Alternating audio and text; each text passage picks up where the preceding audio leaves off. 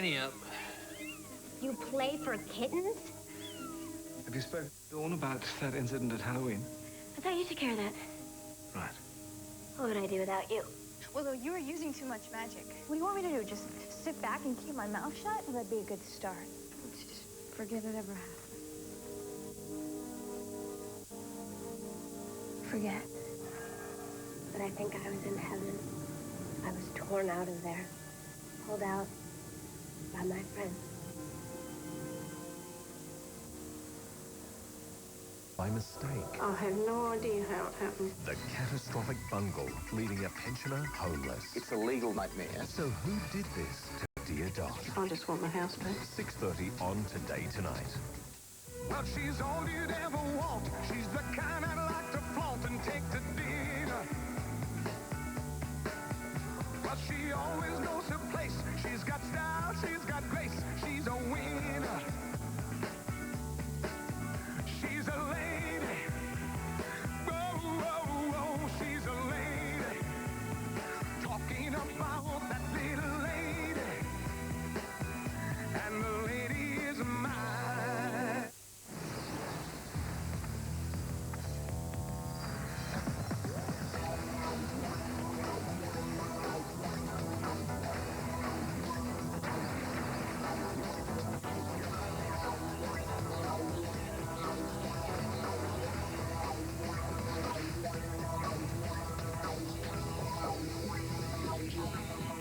Enter the world of Telstra Mobile Loop and get ready for a mobile revolution. Hang on, I've got a good one. There's all kinds of music, but baby,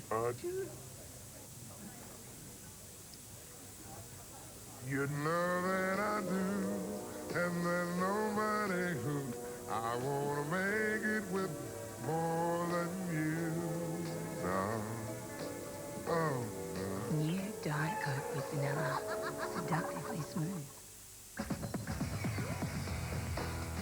Get into Telstra Mobile Loop and get into full colour gaming wherever you go.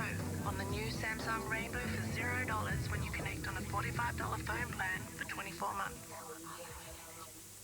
What languages do we speak? Pakistani, Indian, English. You speak Armenian, Italian, Spanish, double Dutch, Arabic, Greek, Cypriot, Australian, hello. Ever had a crush on someone you shouldn't? I think she's falling in love with you. And I think you've got feelings for her too. She's a client. It'd be totally unethical. I'm not going to fall into that trap. Will he cross the forbidden line tomorrow on Home and Away? One guy, 5 girls. His problems are every man's dream. Hey, is this Charlie? Rob. Laura? He can't get enough. Can you take a message? It's your girlfriend. John Cusack, Catherine Zeta-Jones, Lisa Bonet, and Jack Black.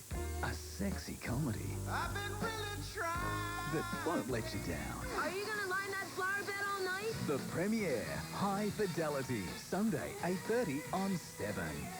Hang on, I've got a good one.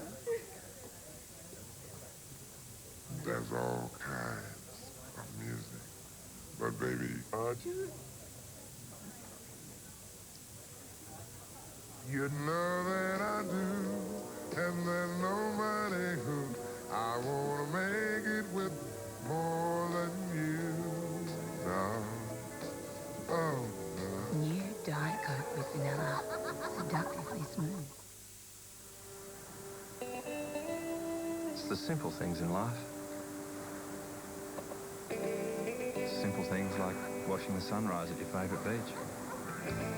And simple things like Windows XP with digital photos and movies that make it possible. Something to remind you of home, mate. And I've seen some pictures too. It's amazing what you can do with Microsoft Windows XP.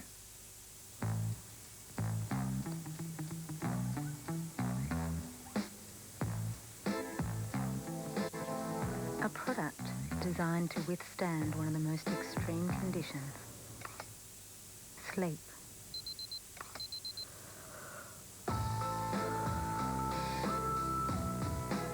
New Libra Goodnight's Flex. Moves with your body, for a perfect fit. This week, Priceline are going to blow you away. Buy any L'Oreal product, pop your balloon, and win one of these great prizes. There's over $1 million in prizes to be won. Everyone wins at Priceline, so pop in now.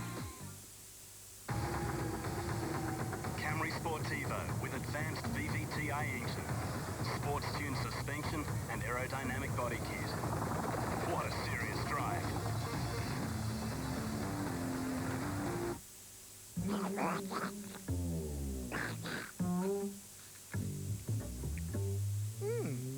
Clears the nose and soothes the throat. It's like a breath of fresh air through your head. Former cricketer and advanced hair spokesman Greg Matthews had a close call this week when his hair caught fire at a party in Sydney. Fortunately, he was in Melbourne at the time. Thursday, the best laughs are on Big Bite. Then I've arranged to have Leo come back early to surprise her for her birthday. Surprise! It's all new Will and Grace. And at 8:30, get up on the roof with Jackie O and Kieran Perkins. And Ben Elton as well. How exciting! It's Seven's all new Thursday.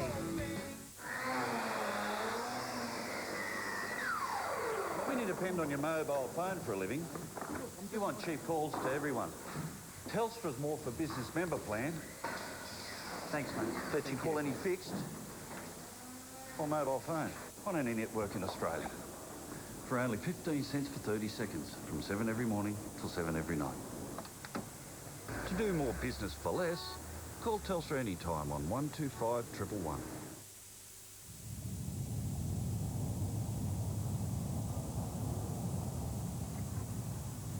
Talking to your kids about drugs can be the best defense against your kids taking drugs, and it's never too early to start.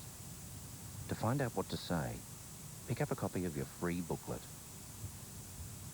And remember,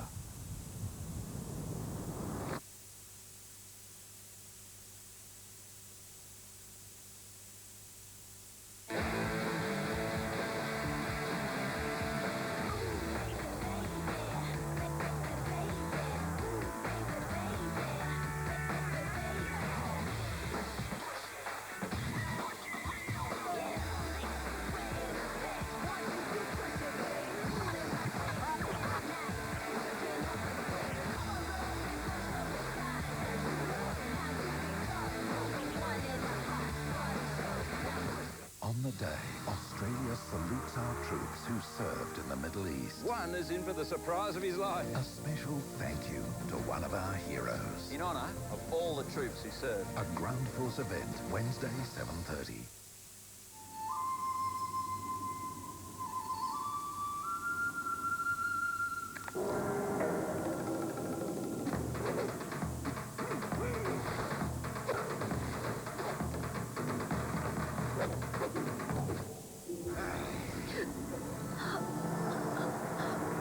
Try Airwaves. One chew and the vapor will free you. Airwaves. Bite it and breathe free. Colin Jarvis is our captain, and he's going to lead Wales down under.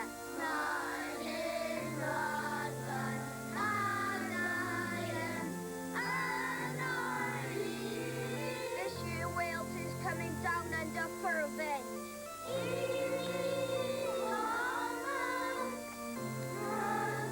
Seventh broadcast of the Rugby World Cup made possible by Qantas, proud sponsors of Australian rugby. Check your mirrors, indicator off, away you go. Take your hand off the wheel, fumble around for your bag, don't forget to take your eyes off the road. Right, grab the phone, bring it around to the front, say hello, get distracted by the conversation. Hi. Veer over to the left, up onto the footpath. Excellent. Now into the oncoming traffic. Don't use your indicator. if you need to talk, pull over or use hands-free. Drive safe, phone safe. 40% of Aussie kids show early signs of cardiovascular disease by the age of 15. At the Heart Research Institute, we're working to prevent, diagnose and reverse heart disease. Visit our website to find... The Late Night News, proudly brought to you by Heineken. Will you say yes to me? Tell me quando.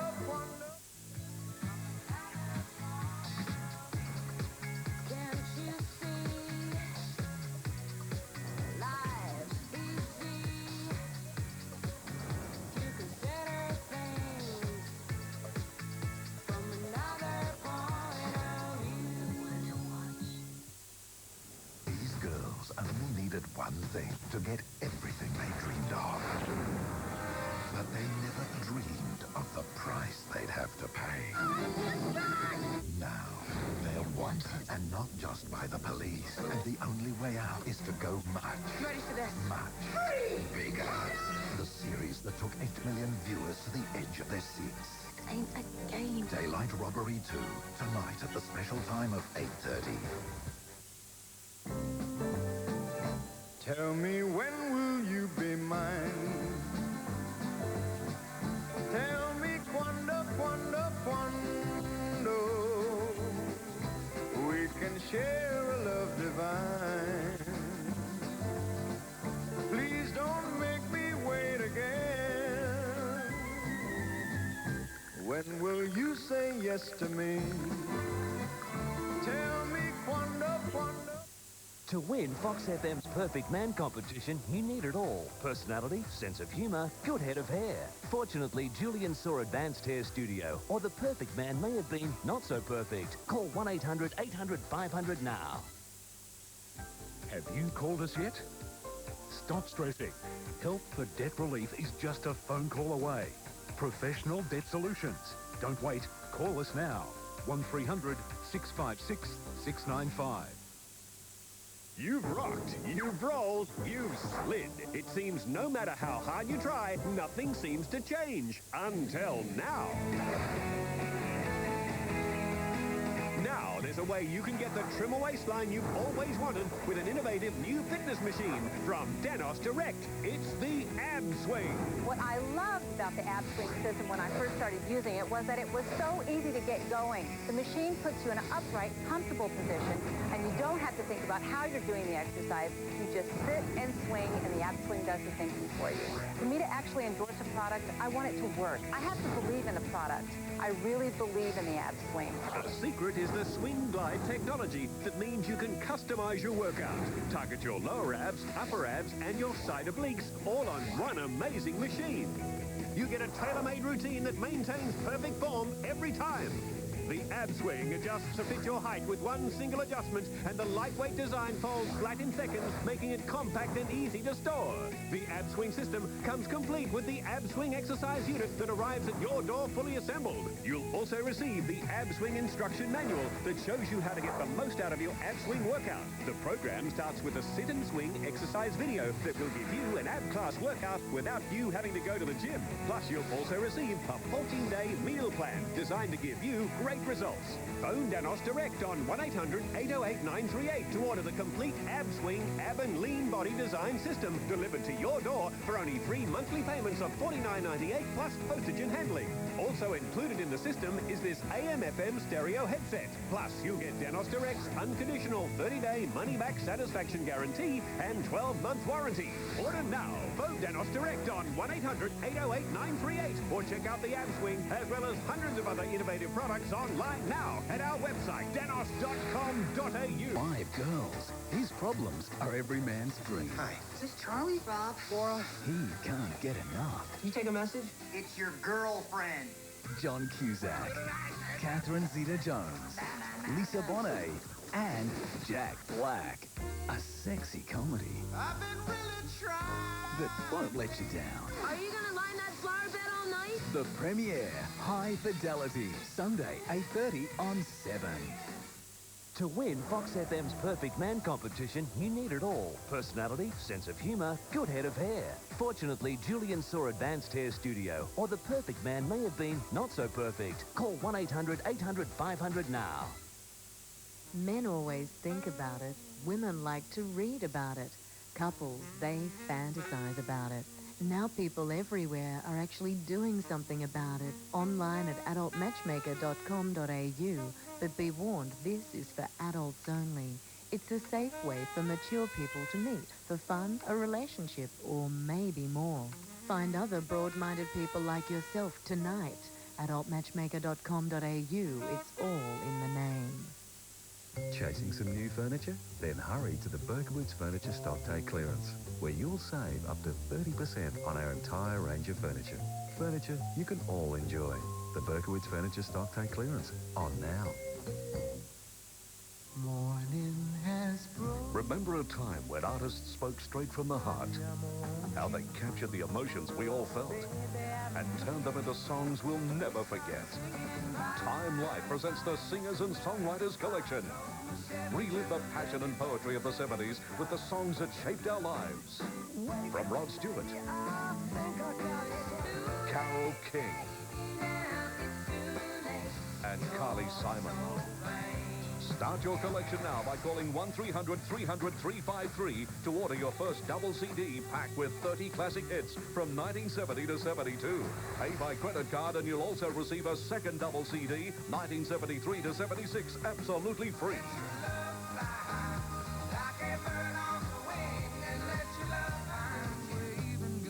Listen to the music that inspired the spirit of an entire generation.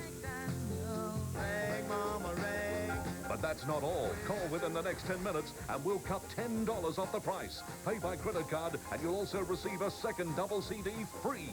That's 2 double CDs for only $19.95.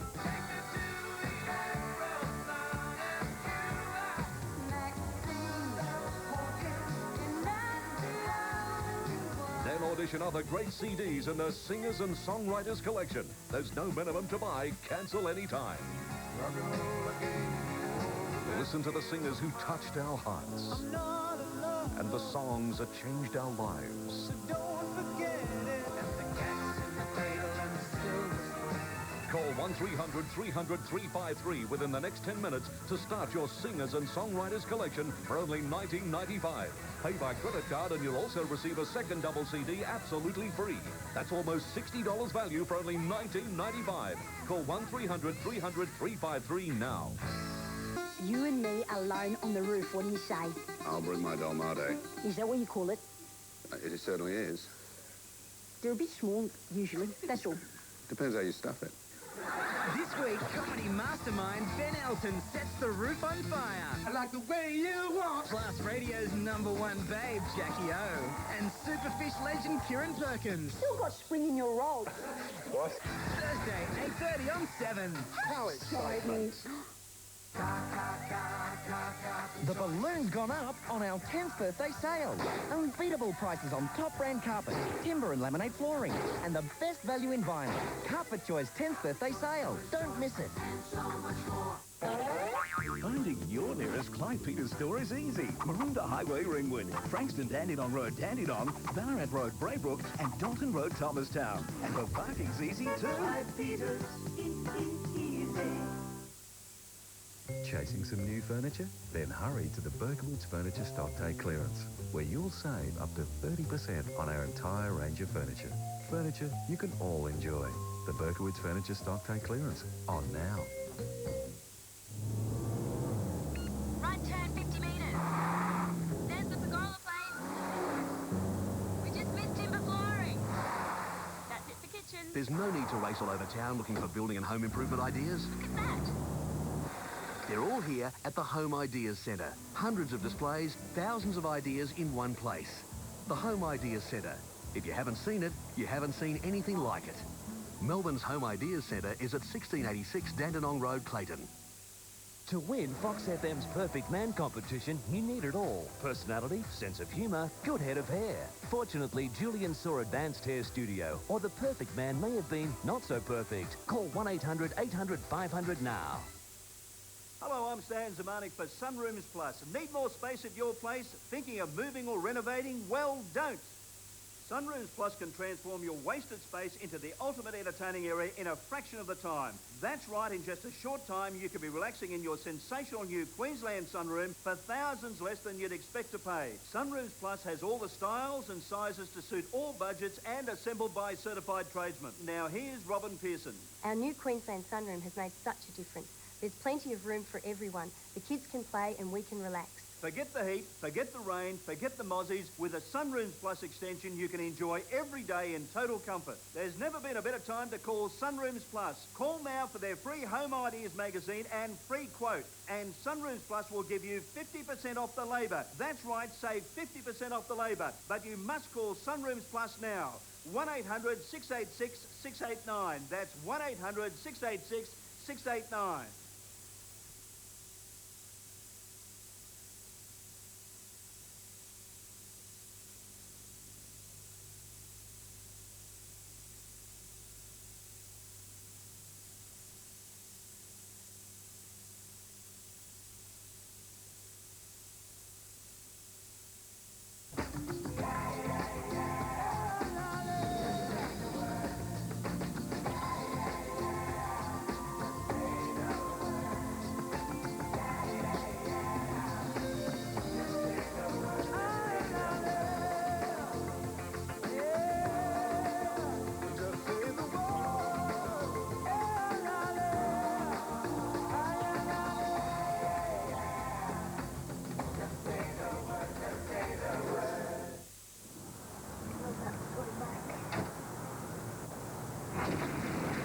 Every cigarette is doing you damage.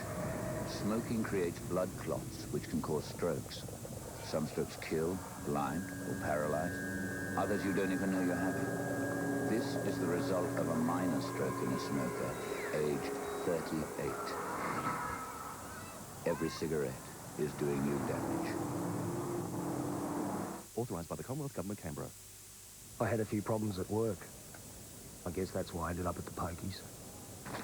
First up, I had a win. Then I lost. I lost our savings and the car. Couldn't even drive the family to the beach. God, I needed another decent win. Did I get it? I ended up owing $4 grand on the credit card. I'm sorry, it doesn't seem to be going They cancelled it. Check it off. Shelley couldn't even pay for the groceries. Can we keep these? No, you can't keep those tonight. She went right off. Calm down, Shelley. Why are you so irrational? You lied to me. You said you wouldn't do it. I've never lied to you in my life.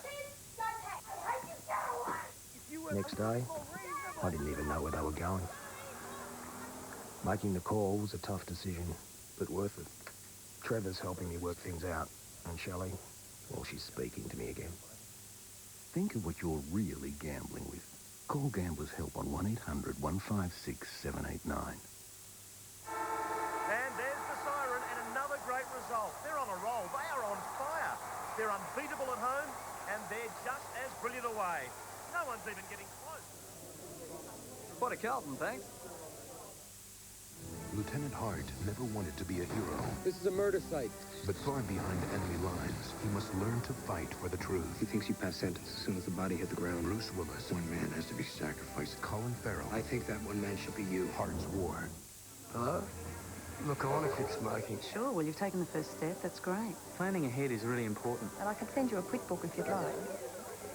Call Quitline on 131-848. Yep. 131-848. Authorised by the Commonwealth Government, Canberra. The AFL Premiership Season 2002, brought to you by its premier partner, Carlton and United Breweries, and our telecast sponsors, Carlton Draft, official beer of the AFL. Stratfield, the right choice for mobile. 13 11 77. Ford dealers, ordinary people with extraordinary deals. Nintendo GameCube, get into it. The TAC, wipe off 5 or wipe out lives. And just say the word, yes, Optus.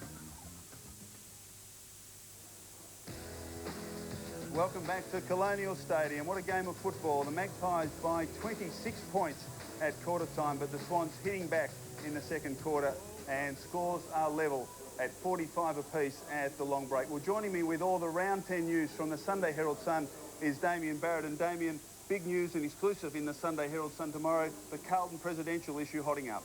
It has. There is some extraordinary goings-on behind the scenes of a political nature at Optus Oval at the moment.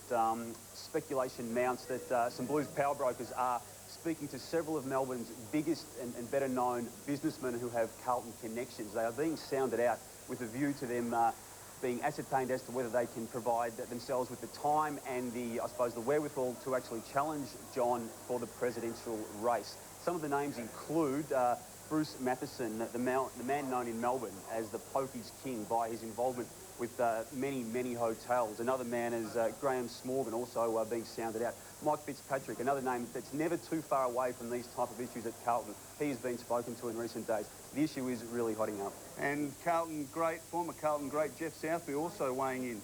Yeah, the all-time Carlton great, the two-time premiership player, has added fuel to the situation at Optus Oval. He has said that in the paper tomorrow that John Elliott's time is now up at Carlton. If it's not up now, that it should be up by the end of the year when his term does expire. He's also said that Wesloff should go with Elliott, and he has said that the club at the moment is in decline with those two in the leadership roles. He said that the current situation at the club reminded him of an old Collingwood. Gee, well, big news at Optus Oval for the Carlton side. And on to football matters. Daniel Bandy was outstanding for the Western Bulldogs in their 19-point victory this afternoon. He's proving a very, very good recruit for the Bulldogs, of course, crossing from Fremantle at the start of this season. Today, he took 13 marks and kicked 4 goals and ran several opponents into the ground. We can see a few of those marks on the screen there. The Bulldogs now have won 4 of their past 5. They sit just outside the 8, and they've got home matches against Fremantle and St Kilda to come. They are on a real roll. And the Cats down at Skilled Stadium, a great win after 4 losses. It was. 3 of those losses were of a hefty nature. They were good last week against the Bulldogs, followed that up again today against Melbourne. Ken Kingsley finds himself a surprise leader of the Coleman medal. He kicked 6 goals today. Well, that's fantastic news for the Cats. We'll be back here shortly as we go to the break. Anthony Rocker in good form for the Magpies, all tied up here at Colonial Stadium at half-time.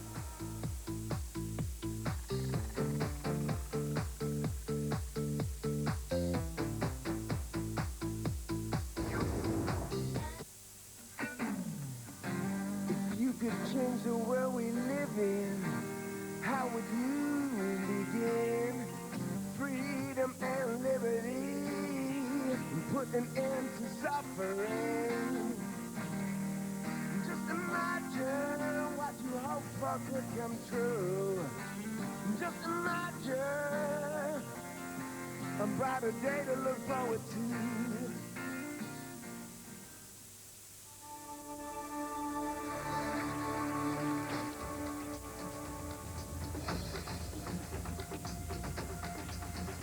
Cascade Premium Light.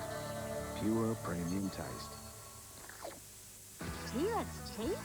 Everything's cheap at Super Cheap. A black rechargeable spotlight is brilliant at just $17.99. A front pair of Enforcer seat covers will set you back just $49.99, and a set of 4 carpet mats just $9.99.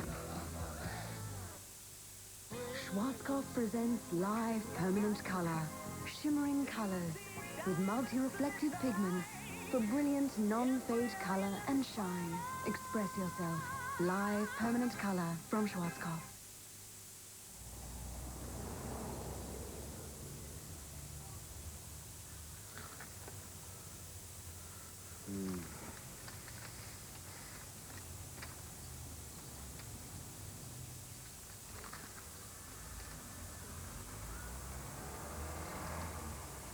Do you reckon they know what they're missing out on? They wouldn't have a clue by the look of them. 4 and 20. The great Australian taste.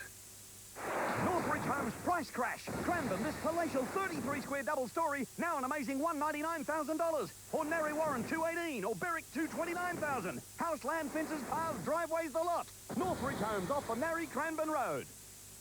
Lieutenant Hart never wanted to be a hero. This is a murder site. But far behind enemy lines, he must learn to fight for the truth. He thinks he passed sentence as soon as the body hit the ground. Bruce Willis. One man has to be sacrificed. Colin Farrell. I think that one man should be you. Hart's War. Well, when I started, I definitely did not have a green thumb. I was a classic indoor plant killer. It was pathetic. We'd never taken on a new apprentice before. Now I don't know what we'd do without Lisa. Don't tell her that, though. I get training in everything, from recognising different plant varieties to dealing with customers. At the same time, I get hands-on experience. Very well organised. No annoying red tape. One day I'd like to own my own nursery. Oh, I'll probably end up working for her one day. You'd be amazed where new apprenticeships can take you these days. Authorised by the Commonwealth Government, Canberra. Gee, that's good value. You get the lot for less at Super Cheap Auto. Turn up for a CD player with a pair of speakers, just $139. 4 litres of Shell Helix is just $7.99, and pack it away in a giant storage box, just $29.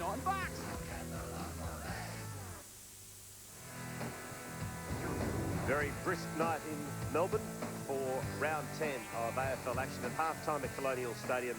It's Collingwood and the Sydney Swans all locked up at 45 points apiece. We thought at quarter time could have been headed for a rare Saturday night blowout, but not to be. It's been a great fight back by the Sydney Swans. The question, the Cybercoach question tonight, well, I guess basically was for Collingwood fans. Can Collingwood win this year's flag? A for yes, B for no. Get on the SMS message now and text your answer. 0421 261 011. 0421 261 011. Can Collingwood win this year's flag? A for yes and B for no. What do you do with Mick Malthouse? Do you have a go at him for perhaps, well, did they slacken off? I think they did. I think there were too many loose Sydney players as that second quarter started to unfold, and also they were not strong or hard enough in at the centre bounces. Sydney really lifted their game there. Sydney have won 8 of their last 9 games against Collingwood. And now that's it's quite significant, isn't it? It's a domination.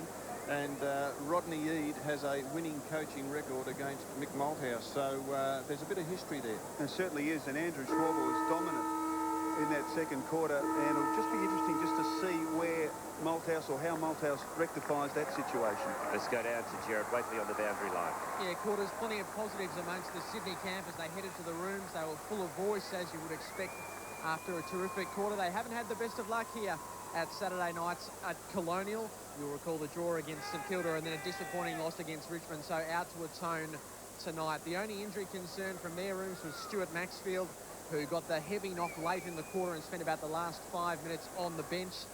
Just the heavy blow to the head there. He had the staggers, and for a moment we thought it was going to be similar to Michael Voss the other week, where he might go back into a pack and fall over. He came to the bench, spent a bit of time with the doctor, and by the time they went to the rooms, he's okay, so you would expect that he will start the third quarter. For Collingwood, well, the use of Josh Fraser has been interesting. He copped a heavy knock in the ribs in a ruck contest last week. He really only played about 4 minutes of the first quarter and perhaps about 16 minutes of the second quarter, so about 20 minutes all up. So he'll be reasonably fresh if he is okay. And but the Magpies, they were a bit disappointed as they headed to the rooms, as you would expect, Quarters. Thanks, Jerry. We saw Tony Lockett on the bench. Now, I've had a couple of newspaper journos, Michael Christian, ask me now, where everyone in the world calls it Andrew Schwalbe, except for you say Schwalbe. Now, you'd know probably better than all of us because you played with him. Absolutely. Well, it is Schwalbe, is that what he prefers? Yes. Okay, well, we'll have to go back to the drawing board, I think, as we have a look at the quarter-time score in the other match being played this evening over at Footy Park. And well, it's an exciting contest. 6-2-38 the Crows. The Lions are 5-3-33. Ready for a start here in the third quarter. Not much option for Rodney. It had to start Lockett on the bench, in your opinion, Robert? I think so, Stephen. He only had the 2 handballs in the first half. Looking at the Sydney forward setup, Barry Hall is at centre-half forward and Nixon Swash in the goal square. So away we go in the third term. It's 45 points apiece. And Collingwood are away first through O'Brien. Inside the 50. Tarrant couldn't hold on to it. Saddington to O'Keefe. Sydney are away to the wing. Clement had the shorts being tugged there. Umpire paid the free kick and advantage. Lucuria slices it off the side of the boot. And there's Schwalbe, or as Michael Christian would say, Schwalbe. Kick out wide. The advantage of Stevens, who did a couple of good things in that second quarter after he came on the ground. He didn't do so well there. He's been pinged. Free kick to Wakeland. With Tony Lockett off the ground. Shane Wakeland breathes easy. I was going to say he'd be pretty happy with that, I think. Kicks inside. Malloy. Good to see Malloy on. He's a physical presence, Jared Malloy, and Collingwood need him. Well, gee, they were lucky there, the Magpies. Clement over the top. Rocker. Rocker on the lead will beat Dunkley. If they just kick it high, Dunkley, as we saw in that second quarter, will take plenty of marks. Kicks inside, attacking 50, just out of the reach of Tarrant. O'Brien sweeps it out wide. Cloak needs to deliver and kicks into the pocket. Davis, well, he controlled it. Couldn't avoid stepping over the boundary line. So a boundary throw in. Collingwood in attack. They're led by 26 points at quarter time. Scores a level. A free kick play on's the call. Williams has been dynamic. Arched the back. Handball, Brockman. Yeah, didn't have much on offer, so searching for the boundary line. Malloy, can he keep it in? He's got a player inside if he can get it to him. He does. Oh, no. Boundary throw in. As Malloy cleaned up the interchange bench of the Swans. It was a good kick by Lee Brockman coming off half-back flank. His intention was to get it to the boundary line. And he did just that. Jared Malloy almost ending up in the crowd. Throw in. Burns. Clear the ball very well from ruck contest, Collingwood. Malloy. And his pass finds Nick Davis at half forward. He bangs it long. Rocker from behind. Great mark, Rocker. That's his second big mark for the evening, and he is within range. He's only 35 out on a 45 angle, and what a great mark. It is a terrific mark. First in the AFL in contested marks, and that's why. He is. He's got strong hands, and he's leaping well. He's probably the fittest that I've ever seen, and he should be. He started his career with Sydney as a teenager, and as you can see, he's been on for the full 62 minutes. Very important player to the Magpies. And they need to get this early goal in the third quarter. Only kicked the one goal in the second.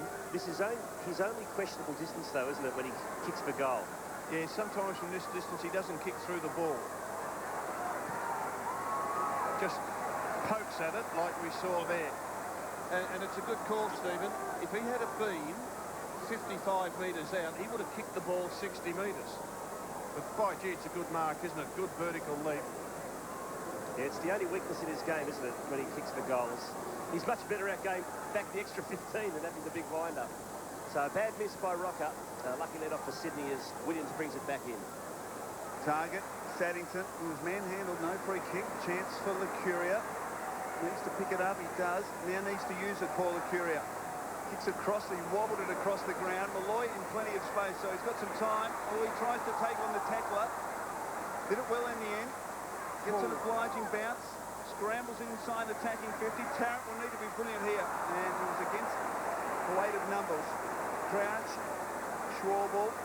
Now a chance for O'Keefe, deep in his own defensive zone. Kick out wide, Clement and Bolton. Good tussle. Numbers with the Magpies. They have 4-on-1. Brilliant pick-up from Leon Davis. Cloak. Now, Louis took the handball to Lucuria. He uses Prestigiacomo. Delivers out wide. Nick Davis overruns it. Now Wharf drives it long to half forward. Goods and Cloak. Cloak got a fist in there and did brilliantly in the end. Boundary throw-in. Sydney just breaking down across half forward. About 4 times they've gone forward to Goods and Bolton.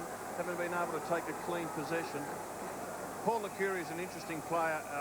Very hard running, brave, strong off half-back, but his kicking really lets him down.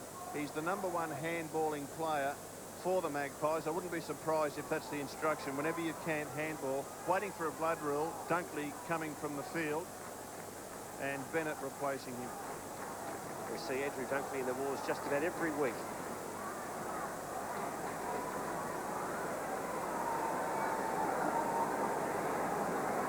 Schwalbel, in the meantime, has dropped back onto Anthony Rocker. So throw in between wing and half forward in the Swans attacking zone. Brockman got the front posse. There's Buckley being quiet by his standards tonight. Well, the ball up. Been a good duel between Buckley and Creswell. At half-time, each of them had 11 disposals. You can see Creswell, wherever Buckley goes, Creswell will follow. Just having touch on him. McKee got the tap. Williams again. What a game he's had. To half-forward Hall. Long way out from goal. Good give to Kennelly. Ty Kennelly runs to 45, but his kicking lets him down. The Irishman, he's got a bit of work to do with his disposal, but it's been a meteoric rise. Ty Kennelly, and he'll have time over the next few years to work on that. All locked up at 46 points apiece. Tarkin Lockyer to do the kicking in. Sydney have set up a zone defence. Now he's hanging onto the ball for some time, isn't he? Goes short. Lucuria. Always had that backup option into the pocket. Question is, where does he go now, Paul Lucuria? There's a good look at what confronts him. Decides to play on. Now, this kick will need to be precise. He has 3 bounces. Runs to defensive 50 and kicks it straight to Goods. Well, that's the downfall in his game. He's got Schwass on in the pocket, but can't go further up. And great courage showed by Prestigiacomo. He'll get a free kick for his courage. Some idiot's thrown something onto the ground. He just cut the angles, Prestigiacomo there, and earned a free kick. Target is Buckley. Oh, he kicks it straight to Goods. Well, Goods is having a picnic at the moment. Kick off the outside of the boot is almost very clever. Hall can't control it. Ball stays in. Freeborn knocks it through. Somebody else has thrown something onto the ground. Some idiot's thrown 2 tennis balls onto the ground in the forward pocket here. Let's go down to Jared Waitley. Yeah, just tennis balls being thrown from the top deck. The police are moving him just to try to work out who it is, but that's 2 in about the last 30 seconds. There might be more to come. French Open is on. It's the Swans 5 points. Lockyer again uses his full time. He goes short to Clement.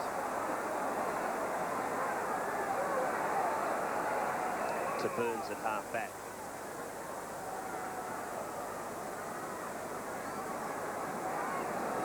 So Sydney by a point. Collingwood hate to kick the ball to a contest situation. You can see the player with the ball just desperately waiting to find a teammate who he can chip a pass to. Finally, he's forced to kick long. To a contest situation. Brockman the big fist. Clement did the roving to Lockyer. Coughed it up. Unfortunately, Fixter dropped it. A kick out of the back. Back inside 50 for Sydney. Goods wrestling with Cloak. Cloak's locked up. Little soccer off the ground. Here's a chance for Sydney. Maxfield, can he get boots a ball? He can. And the Swans are in front by 7 points.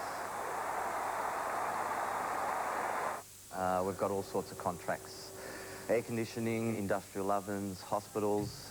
I've found all sorts of information about apprenticeships and the types of training you can get at my local new apprenticeship centre. Well, there's this one guy I talked to down at the new apprenticeship centre, and he spelled out the financial benefits that I'd be entitled to. It was a pleasant surprise. Well, Doug expects a very high standard of work. That's good for me because it'll make me a better tradesman. I caught him signing his name on a job that he did last week. I like that. You'd be amazed where new apprenticeships can take you these days. Authorised by the Commonwealth Government, Canberra. And the clearances from the ruck contest, which has been a real strength for Collingwood, Sydney have started to match them.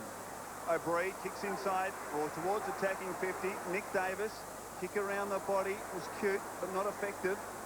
And the Swans defence work it clear through Walk, boundary throw in. The Swans have kicked 6 of the last 7.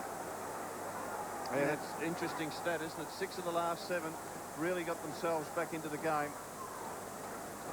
Rocker in front, kicks it down. Nick Davis concedes some ground. O'Brien looping handball of Curie. Burns, look out. Wasn't aware of Stevens' presence, so turnover. O'Keefe, Bennett, Brockman. The advantage of Brockman, the fellow with the ball, as a ruckman, he's quite mobile. Kick towards, Nix almost took the mark. Collingwood in number at ground level. Johnson needs to work it clear. Prestigiacomo wrapped up Nix. Out of the pack. He's kicked up behind. So close, Matthew Nix. And Swans in control. They lead now by 8 points. Plugger looking on from the interchange bench. Now the player with the ball has probably only got about 15 seconds to get rid of it. We'll look at the umpire near him. The umpire will tell him to hurry up any second now. And Lockyer's kick finds Wakeland. And let's see how long he takes to get rid of the ball. The guy kicking in has got to do it in 15 seconds. Sometimes the player who marks it takes 15, 20, 25. Doesn't seem right. Ball falls favourably for Buffy. Put Malloy under pressure. Sydney with the footy back. It's Bennett to Creswell. Creswell at half forward. Kicks slips off the side of the boot. Goods! Just read it better than his opponent, Cloak, and he will now line up directly in front, kicking from 45 metres. One thing, Jason Cloak, 34 in picture, he'll have to learn that there are times when you've just got to get a fist on the ball, because if Goods marks, which he does, he's going to have a shot for goal. Now, Cloak has to be pretty certain that he's going to take a mark if he goes for it. Otherwise, you've just got to get a fist on it, do the percentage thing as a defender. 9 goals so far this season to Adam Goods, averaging a goal a game. Yeah, he's missed to the right. So Collingwood 6-10-46, Sydney are 8-7-55. 9 points difference. 12.5 minutes have gone in this third quarter. 1 goal 4 in this quarter, the Swans, just the one behind the Collingwood. Kick in dangerous. Buckley dropped the mark that he ordinarily would have taken. Spills, Bolton scrambles it forward. Dangerous spot for Collingwood. Malloy, Freeborn. One way, then the other, and then backs over the line. So this Collingwood defence is just under siege at the moment. And you can see the Collingwood supporters head in hands. And the Collingwood zone is working really well because Lockyer, who's doing the kicking in, You can see the Collingwood players pushing to the one side of the ground, and that's where he'll go. Kick out wide, Mercuria. Now, the man with the ball is not a good kick. Buckley coming off. The Goff will replace him. Mercuria gets to Burns, who's probably been the Magpies' best of this evening. But again, let's see how long he holds his footy. Swans have the numbers across the wing, so he's reluctant to kick long. Looks for Rocker and gets him. Anthony Rocker kicks long to half forward. Tarrant and Saddington, ball to the back. Wharf, pressure coming from Nick Davis. Wharf tries to work it to the line, doesn't get there. Davis, innovative. Out of bounds. Out of bounds. Boundary throw in. Nathan Buckley on the line to the coach. You just wonder whether it's a personal message about Buckley's own game or whether the message is to give Buckley direction to pass on to his teammates once he goes back on. Dunkley, third man, thumps it to the boundary line. Game's about 30 metres. Gee, the well's dried up, hasn't it? Collingwood have kicked 1 goal, 1 in basically the last 45 minutes of football. Well, when they were at their best, they were certainly playing on and taking risks. At the moment, everything is slow and calculated. Malloy and Brockman beats him easily. Wharf trying to get it to the line. Davis is there. Malloy, dubious looking handball, gets to McGough. Had enough presence to wait. To Burns. Centering kick from Burns. Fraser, almost. Couldn't quite complete the mark. He has it. He'll be penalised if he doesn't get it out. Oh, he was lucky, Josh Fraser. Yes. Rowan Ward. Again, that should have been a free kick. Well, Shaw was saying he did pull that ball in underneath him, which he did, and we'll have a look at it. The ball spills out. He pulls it back in. He's got it underneath. Yeah. That's holding the ball. It certainly is. Comes to Schwabel, who can't get it clear. Another chance for Fraser. Rocker. Tackle by Dunkley. Play on's the call. Creswell. Schwabel looks for the line and gets it. He's been outstanding tonight. Good kick for touch, wasn't it? Got exactly what he wanted there.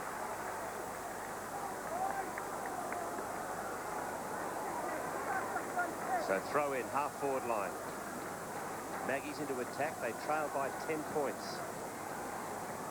We're halfway through this third quarter. Fraser to Leon Davis. Kicked it into his teammate's head. Malloy. Sydney had the numbers once again. It's Dunkley who plays us away. Throw in on centre wing. We'll just have a look at this. Anthony Rocker, big hit there on Goods. Oh, he's hurt. Tested that shoulder. Tested that shoulder. And we'll see Malloy does the blocking to enable the Ferris to come over the top. And it looks like Jared Malloy's being told to come off. He's probably only got about 50 minutes of footy in him, and he's pretty close to have played that. Buckley back on the ground.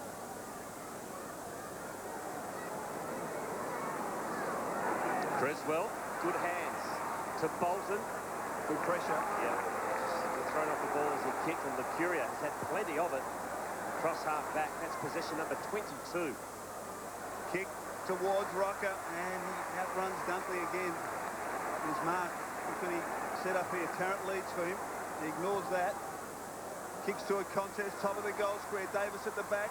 Leon has it, left foot snap, bouncing. Goal for the Magpies. He's kicked 2.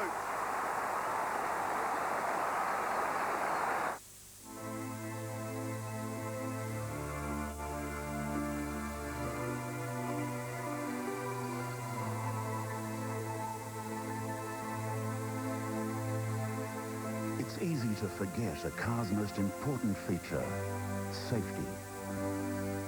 Before you buy, compare safety ratings at howsafeisyourcar.com.au and see how your next car stacks up.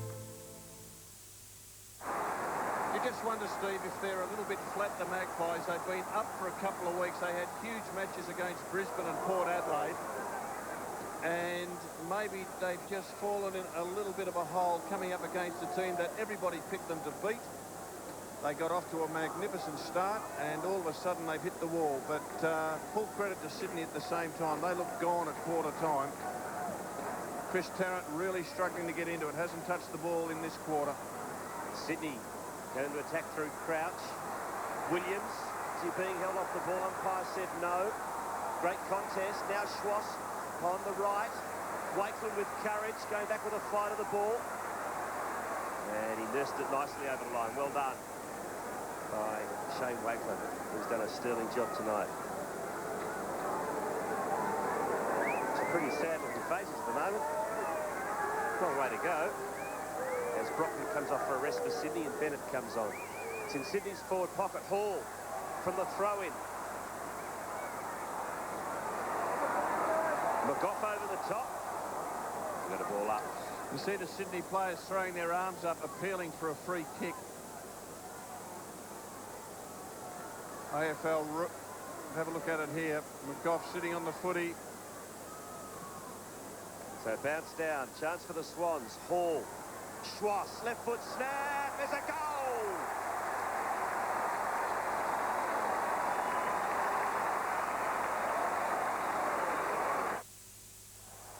They're working really hard here from the defensive 50. Finds some space in the open. Spears out a slick hand pass. Oh, champagne football. They're away again. This is beautiful to watch. What a Carlton, thanks. Share the excitement with the Optus Sports Tonight Player of the Round competition. You could win a weekly prize of the new Active Lifestyle Nokia 5210 or major prize of a trip to the grand final for you and 3 friends. Watch Sports Tonight Mondays for your chance to win. So the Swans by 10 points. Lockett back on. From the bounce, Bolton. And here they go again, Kennelly. Kick out wide. Freeborn worked his way to the front and did well. Well played by Goods. Schwab was wrapped up by Batheris. Play on's the call and eventually a bounce. Just think it's a really good time to bring Tony Lockett on. They've kicked 2 goals, and if they can get a quick ball into the forward line and Tony can take a mark or kick a goal, it would be a real lifter for Sydney. So I think the timing is perfect to bring him back on. Float, third man up, didn't quite hit it flush. Bolton, close to the line. Kennelly, they work it pretty well, though he stepped over there. And a boundary throw in as Creswell breaks. Josh Fraser doing the ruck work for Collingwood up against Adam Goods. Sydney's 2 ruckmen, Mott and Brockman on the bench. Goods works to the front. Crouch in. Oh, clever little handball from Burns. O'Brien. Now McGough uses it to Tarrant. And Tarrant not paid the mark. Play on's the call. And he's wrapped up. And Anthony Rocker just appealing. And Chris Tarrant just saying... well, a marker in the back. Gee, he has a knack of getting in that front position all the time. You can see he's in front of Saddington. Well, it was good umpiring because he didn't take the mark. Goods. Kennelly.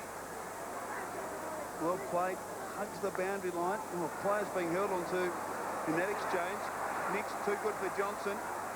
Johnson butters up well. The odd chance for Clement. Nix has been a very good player. Crouch. Bennett in some space at half-forward. Kick across to centre-half-forward. O'Keefe uses Swash. He's kicked the goal a moment to go. He gets to Lockett and Lockett dropped it. Play on's the call. Freeborn now. Now he has Rocker running for him. Kick in Rocker's direction. Takes it. And over the boundary line. Disappointing Plugger dropped that. No doubt Wayne Swash went out of his way to kick the ball to Plugger. It was a friendship kick, if you like. He saw the big fella there because Swash was inside 50 on his left foot and he went for his mate and just bad luck he dropped it. Just a player out of touch at the moment is Tony Lockett. There's O'Brien. Free kick, Sydney. Yep, going to Wolf. So Wolf's going to switch to Williams, and his target is Kennelly. Takes a good mark and he's off. Ty Kennelly into the middle and finds Nix. Sydney building something here. Yeah, Ty Kennelly, I really like the way he goes about it, the young Irish lad. Nix to Hall at the 50. Bolton around the corner.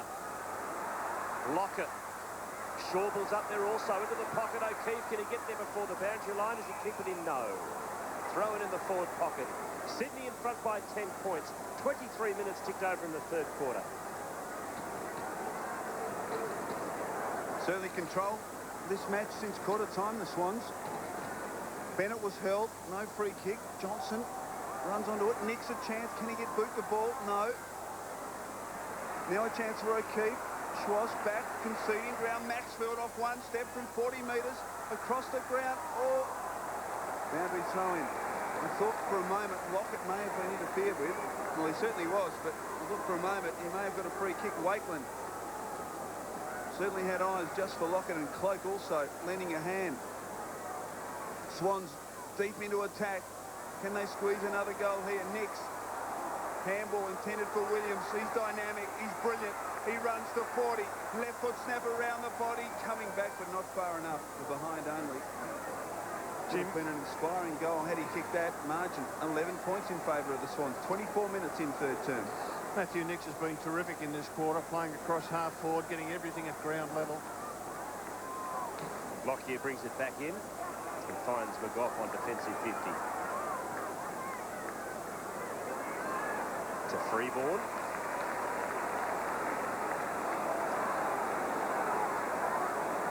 So Sydney hit the front with the scoring shots, 18 scoring shots now to 17. The margin is 11 points. To Rocker. Williams, quick hands to Maxfield. They've got a break on. Lockett's got a chance here. He's got the set. Big Plugger. Got hands on the football. Now he's got it. Lockett, goal! We got him home eventually. Have a look at the Sydney players go to him. Oh, my apologies to Collingwood supporters, but we've been waiting all night for Plugger to do something. And he's kicked the goal. But no good for Collingwood's cause. But he had to work overtime and he got there, Robert Walls. He did, and Maxfield, the long kick from the centre square on the left boot. And he's in the plumb position there at the back. He couldn't hold the mark. I thought he'd blown it. Ball came back to him. I think he kicked it on his shin. Doesn't matter, it went through for a goal. Then he's relieved. And you don't see much emotion from Tony Lockett, but he was elated with that. Fraser in the centre now for the Magpies, but the Swans clear it clear. O'Keefe. Free ball at half forward. Cloak. Nix has been outstanding. No free kick. Freeborn has McGough short. Elects to kick it high towards Creswell and Buckley, and Buckley wasn't even watching the ball. Creswell takes an easy mark. Buckley's only had one possession in this third quarter. Creswell's really frustrating him. Poor kick from Creswell. Clever interception by Nick Davis. Well, as you can see, you know, Collingwood have only kicked one goal, one behind in this third term. Sydney have kicked 3 goals, 4. And just about could have buried them, Michael. Well, they certainly could have, and they're directing all their play through Anthony Rocker, and Walk was aware of that fact and was able to chip in and take a comfortable mark. Loose player, Saddington. He can go, but he decides to take his time. Just seem to have run out of legs, the Magpies. Still no one on the mark. He kicks wide to the pocket. Big leap from Brockman, fist from Cloak. Boundary throw in right half forward for the Swans. Lee Brockman, who's made a very strong contribution tonight. Fraser beaten by Brockman. Bennett tries to crash his way through, gets it to Creswell, has Williams loose, ignores that, kicks on the lead. Hall, and Barry Hall marks. And for one of the rare times tonight, has an opportunity to kick a goal. He's taken 2 marks and has had 5 possessions, but has yet to register a score. And Creswell, good vision, lifts his head and he sees Hall on the lead, and it's a perfect pass. You mentioned he's only taken the 2 marks for the night. He's been in good form, been in good marking form. He averages 7-8 marks a game. This is a very important kick. He comes in. The Swans lead by 17 points. They lead by 23. Has he? No, he's missed it out to the right. Swung. And a bad miss from Barry Hall, who is normally very reliable. Margin 3 straight kicks, 28 minutes into this third term. That are Maggies. It's an understatement to say they desperately need the next. Otherwise, it could be a lost cause tonight. Lucuria chips it to O'Brien. Who can provide the spark for Collingwood? And someone to put their hand up. O'Brien just stagnant at half back. Get it moving, says the Collingwood fans. And the umpire's saying you must kick it, you must kick it. O'Brien goes to Buckley, uses his body well. Outmarks Griswold. Here's a chance for Collingwood. As we near three-quarter time, the little daisy cut at a rocker. Trapped it nicely. Threw it out to Leon. Leon! Here's a big play for Collingwood. Goal! Magnificent play!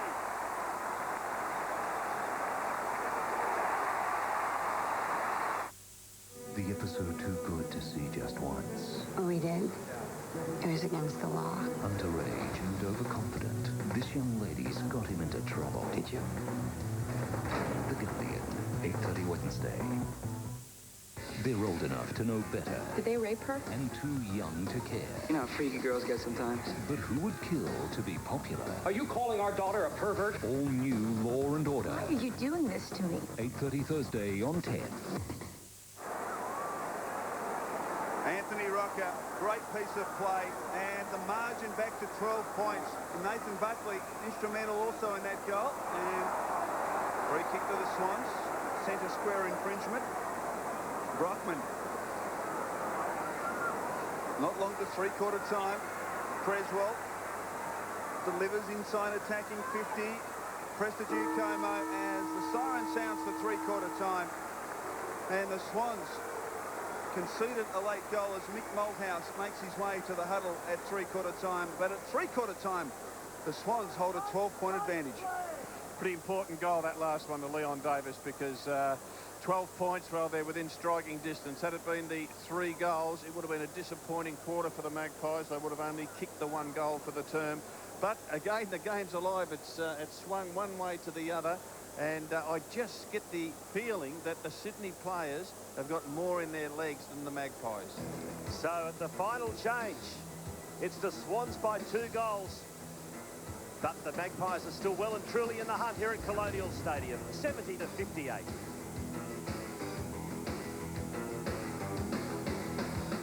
On nomination night, Big Brother did a worldwide first and nominated them all. You were nominated. Really? Oh. 7:30 Sunday, it's the most important night yet. Each and every housemate is nominated for eviction. But that's not all. Big Brother has another nasty surprise up his sleeve. In a special 2-hour episode, you won't just vote out one housemate, you'll evict 2. It's time to go. It's time to go. Who will they be? Double eviction, 7:30 Sunday.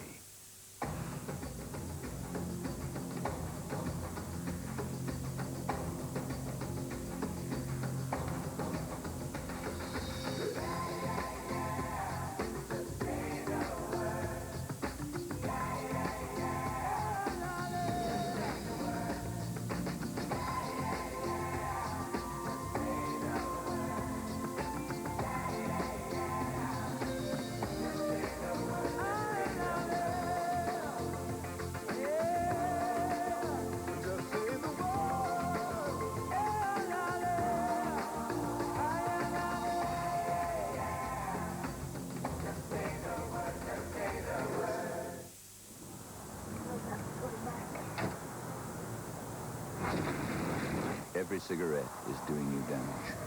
Smoking creates blood clots, which can cause strokes. Some strokes kill, blind, or paralyze. Others you don't even know you're having. This is the result of a minor stroke in a smoker, aged 38. Every cigarette is doing you damage. Authorised by the Commonwealth Government, Canberra. When comparing one-ton vans, there's only one choice. The Mercedes-Benz MB Series.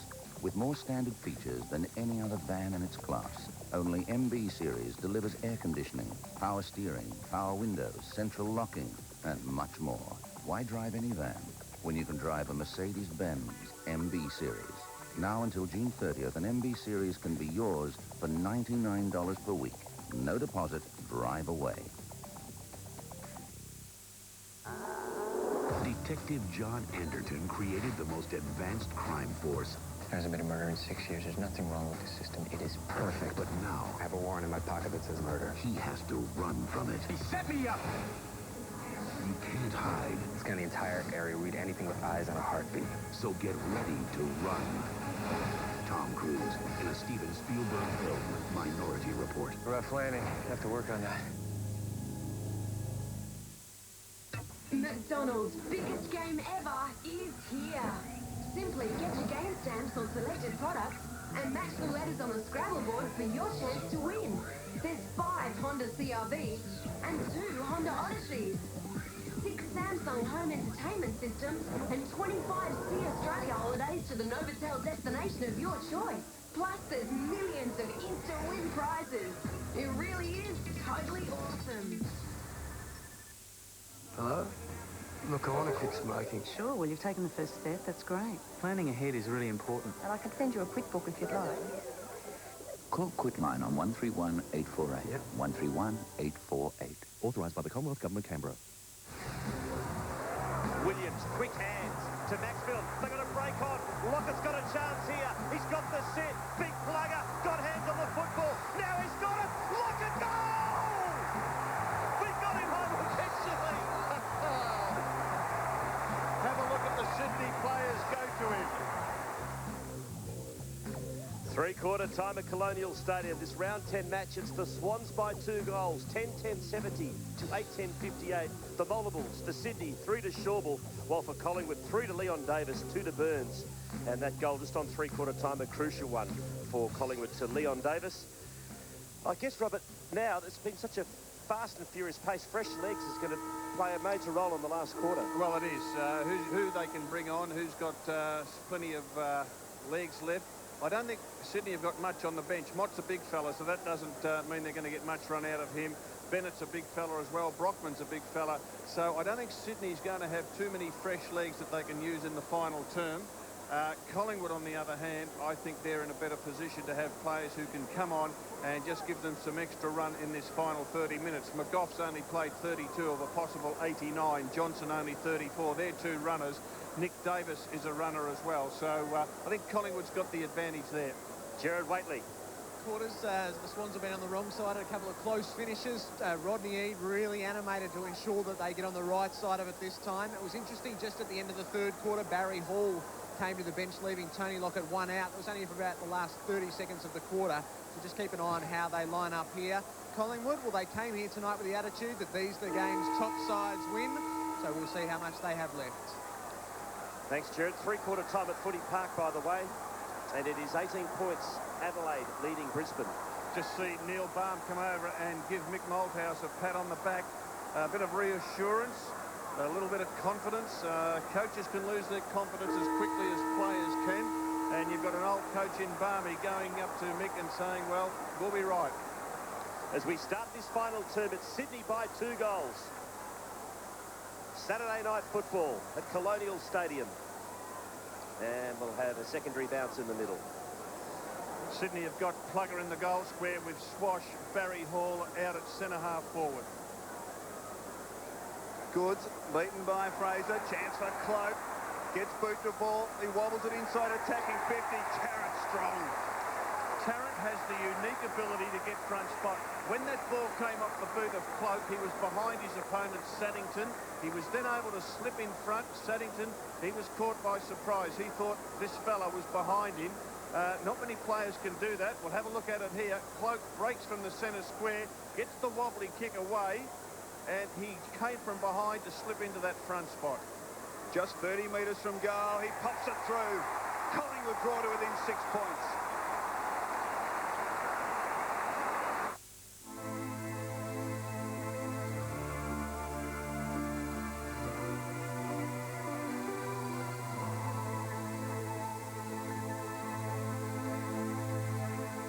It's easy to forget a car's most important feature, safety.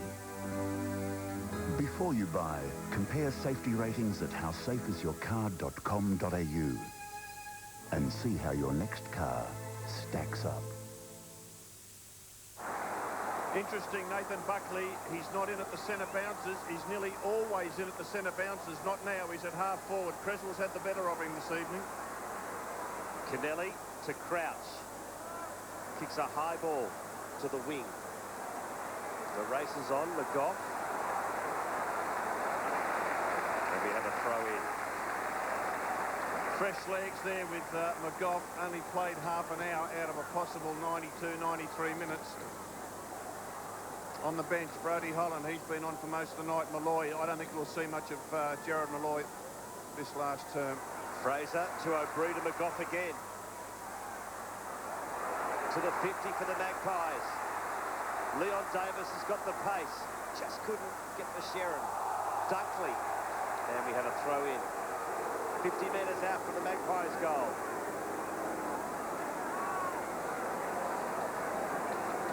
On the bench for Sydney, Matthews, Scott Stevens, Ricky Mott, Jared Bennett.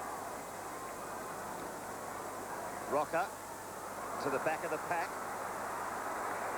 Bolton, Brockman, run down.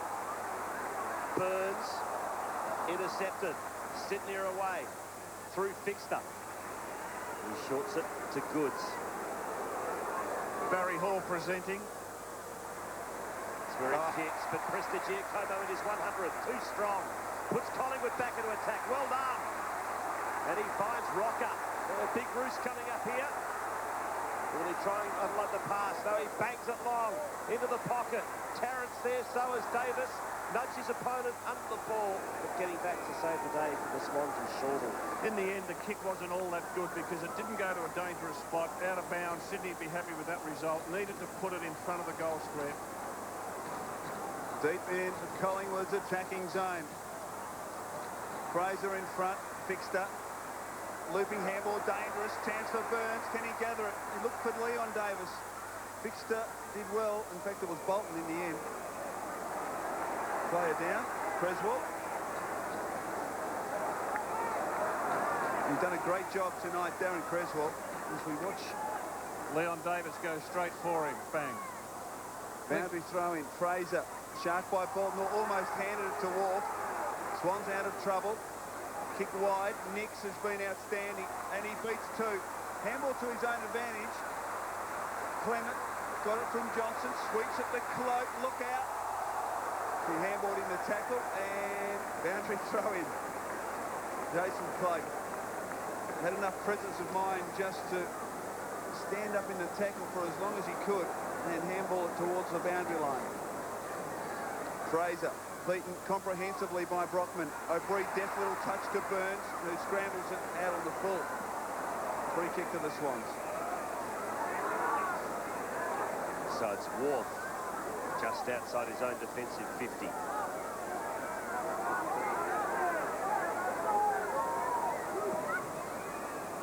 Drills it long. Fraser over the top.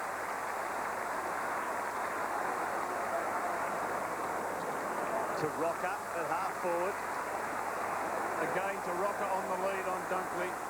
Buckley working Creswell hard, but he ignores him and goes long. Tarrant!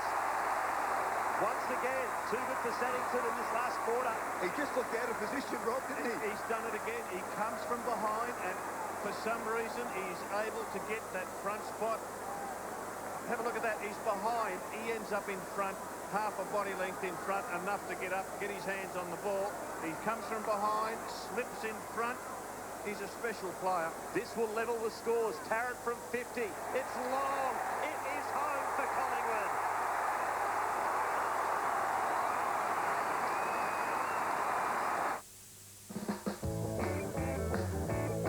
Well, if you ever play the motor winds,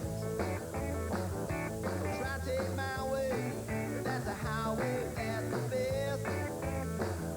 Oh, get your kicks on Route 66. Well, get your kicks on Route 66.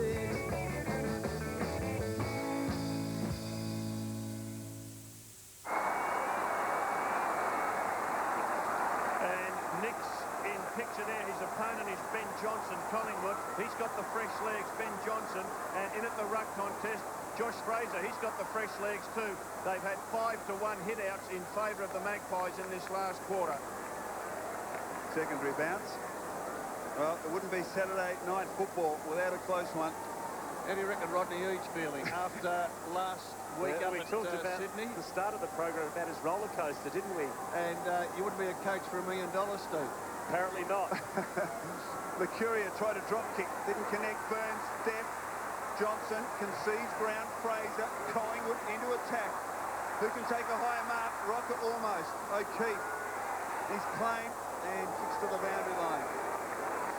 So all of a sudden, the pressure back on the Sydney Swans, and they looked in those second and third quarters to be dominating this game of football. Fraser pushed out of it. Good. Cloak is wrapped up by Goods, and a bounce. Fantastic crowd tonight too. Over 45,000. Well, it's hard to see an empty seat, isn't it, as we look out.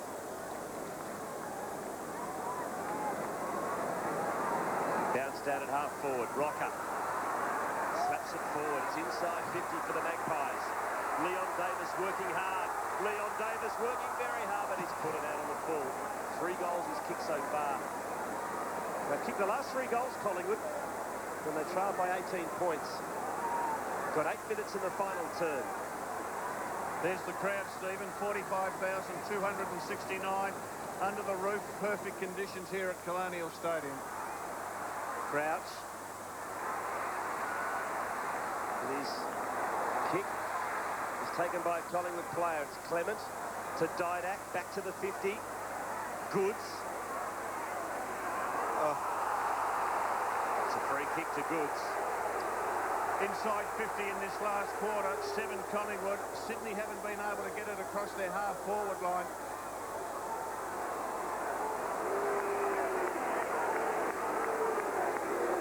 There. Goods to Nix at half back. Having trouble getting it over their half forward line at the moment, Sydney. Bennett, spoiled ball. Can he follow up? He gets boot to ball. Sideways kick to Schwartz. He gave it straight up to Prestigiacomo. To McGough. To Johnson. A couple of the young players we mentioned at three-quarter time with the fresh legs. Johnson's going to switch. It's a risky kick, but it's come off. Lockyer. He's run down. In the back, says the umpire. Gee, that was lucky. That was lucky for Lockyer because he didn't know Plugger was coming. He had no idea Plugger was there. Could have gone the other way, you know. It certainly could have. Kick out wide. Buckley couldn't take it. Lockyer kicks along the boundary line, looking for Davis. Nick, and finds him. Beautiful kick.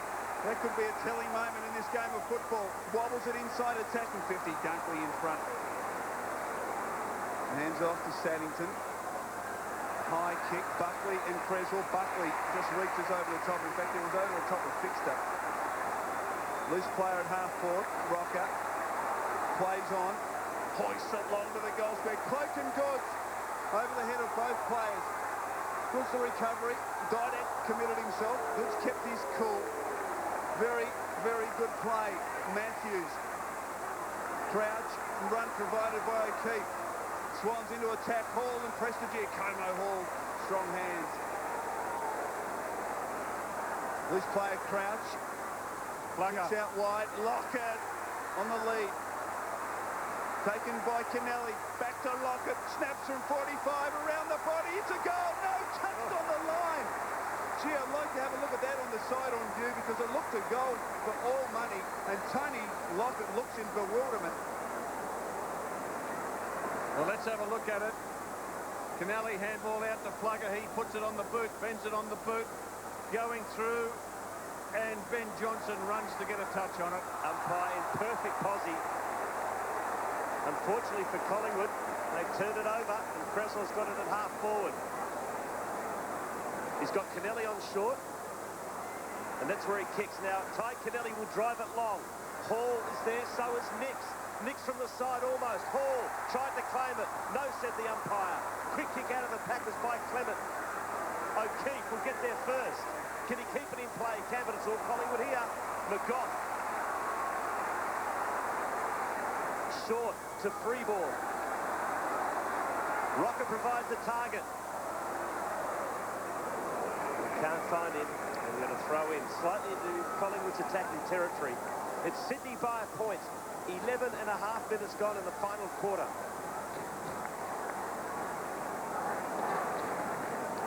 See, Johnson, well, from that shot, you would say he definitely touched it before it crossed the line. Great decision by the goal up, who was in perfect position.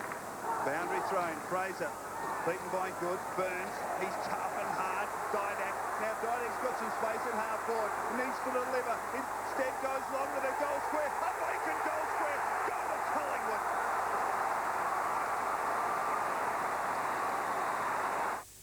Share the excitement with the Optus Sports Tonight Player of the Round competition. You could win a weekly prize of the new active lifestyle Nokia 5210 or major prize of a trip to the grand final for you and 3 friends. Watch Sports Tonight Mondays for your chance to win. Schwarzkopf presents live permanent colour. Shimmering colours with multi-reflective pigments for brilliant non-fade colour and shine. Express yourself. Live permanent colour from Schwarzkopf. Scotty Burns just magnificent here. Takes the ball, takes the hit, gets the handball out. Collingwood have kicked the last 4 goals. They're in front by 5 points. Schwass waited for it. Locked up by Throat. Umpire's got to be consistent here, and he is. He says he'll bounce it. Good, consistent umpiring. There's about 40,000 people who disagree with you, Stephen.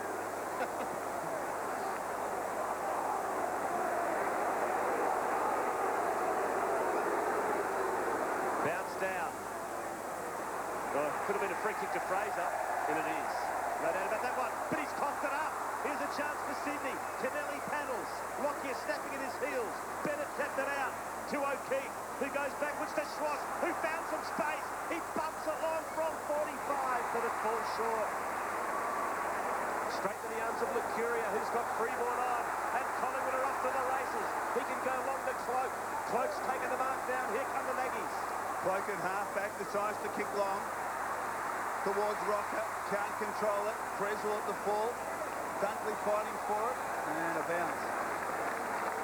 Gee, Wayne Schwass just didn't get clean connection with that kick. He was about 48 metres out and just didn't get it on the boot properly. Just 10 possessions for Wayne Schwass, and it just hasn't been one of those nights. Freeborn, who's played on him for the entire match, has done a good job. Rocker wins it. Leon Davis held, free kick. Collingwood setting each other up with their foot passing. They've taken 17 marks in this last quarter. Sydney only to 6. Here we go again with Tarrant on the lead. That's what they've done. They've looked out for each other, and their foot passing has been spot on. And I think that's the 3rd mark Tarrant's taken in the forward 50 in this final quarter. And what a lovely kick by Leon Davis. He's earning his money in the last quarter, Chris Tarrant, isn't he? Well, the Magpies lead by 5 points. Tarrant's kicked 2 from 45. Drop punt on his way. He's kicked 3.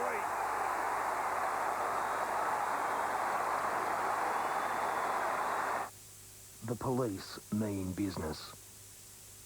50 means 50. 60 means 60.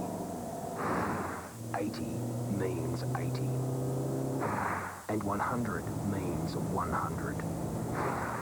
You speed, you're breaking the law and endangering lives. Get caught speeding and you will get done. So wipe off 5.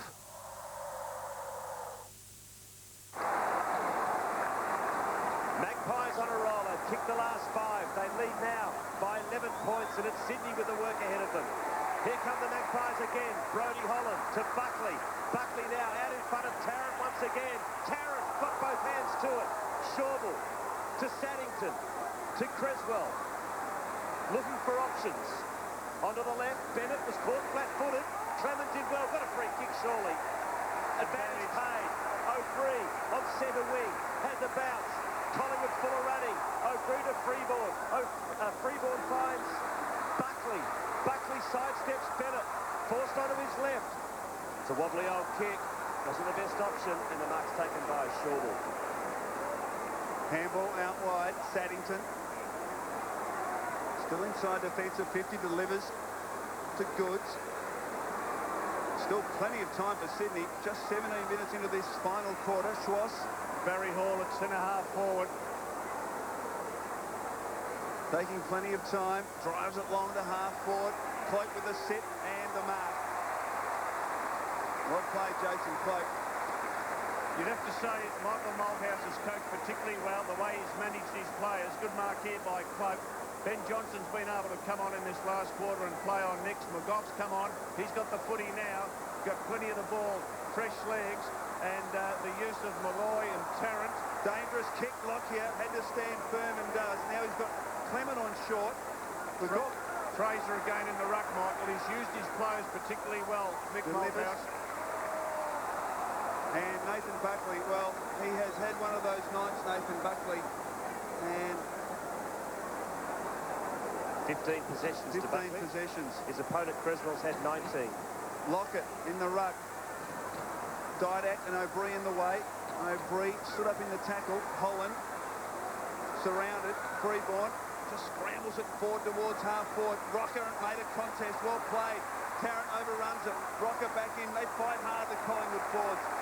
Well done to Sydney defence as well. They tie it up at half-back.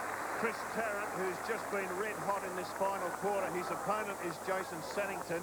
Rodney Eade could well make a move and put Shawbull back onto Tarrant, because I think that at this stage, Sannington's confidence is rock bottom. Oh, Ruckman let it bounce. Matthews taken by Burns. Tough again in the clinches. Rocker close to the line. Bounces just inside. Boundary throw-in. Well, what a game of football. Collingwood 5-9 in the opening quarter to lead by 26 points. The Swans hit back in the second quarter to level it at half-time. And the Swans by 12 at three-quarter time. Fraser scrambles it forward. Oh, over the top. Tarrant kicks his fourth for the quarter.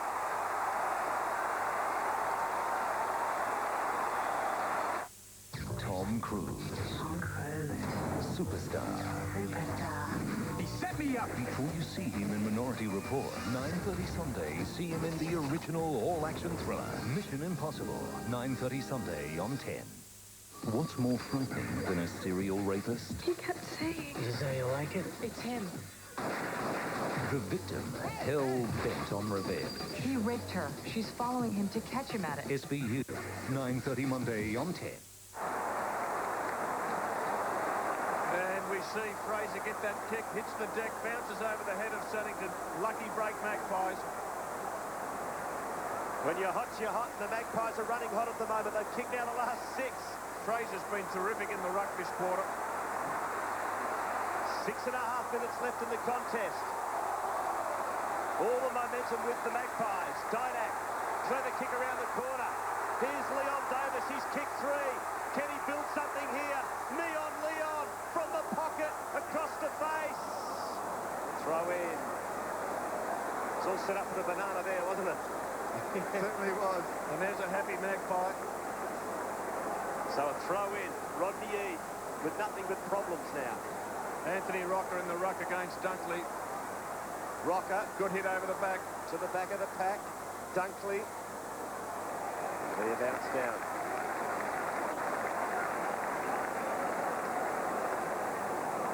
So it's 17 points in favour of Collingwood. So Sydney really going to kick 3 goals in 5 minutes as Lockett has been benched. Jared Waitley. Yeah, quarters just as the game is sort of in the balance. Tony Lockett headed to the bench. Shane Wakeland followed him, although he'll be back on the ground shortly. Sydney clear. Schwass with the football. Couple of bounces. Delivers. Bennett. Swans let it go. It's an understatement, I know. He kicks to half forward. Cloak. Oh, he should have marked, and he punched and found the boundary line.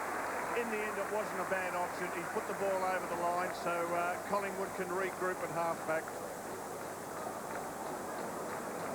Well, it's just been an amazing game of football with sides dominating passages of play.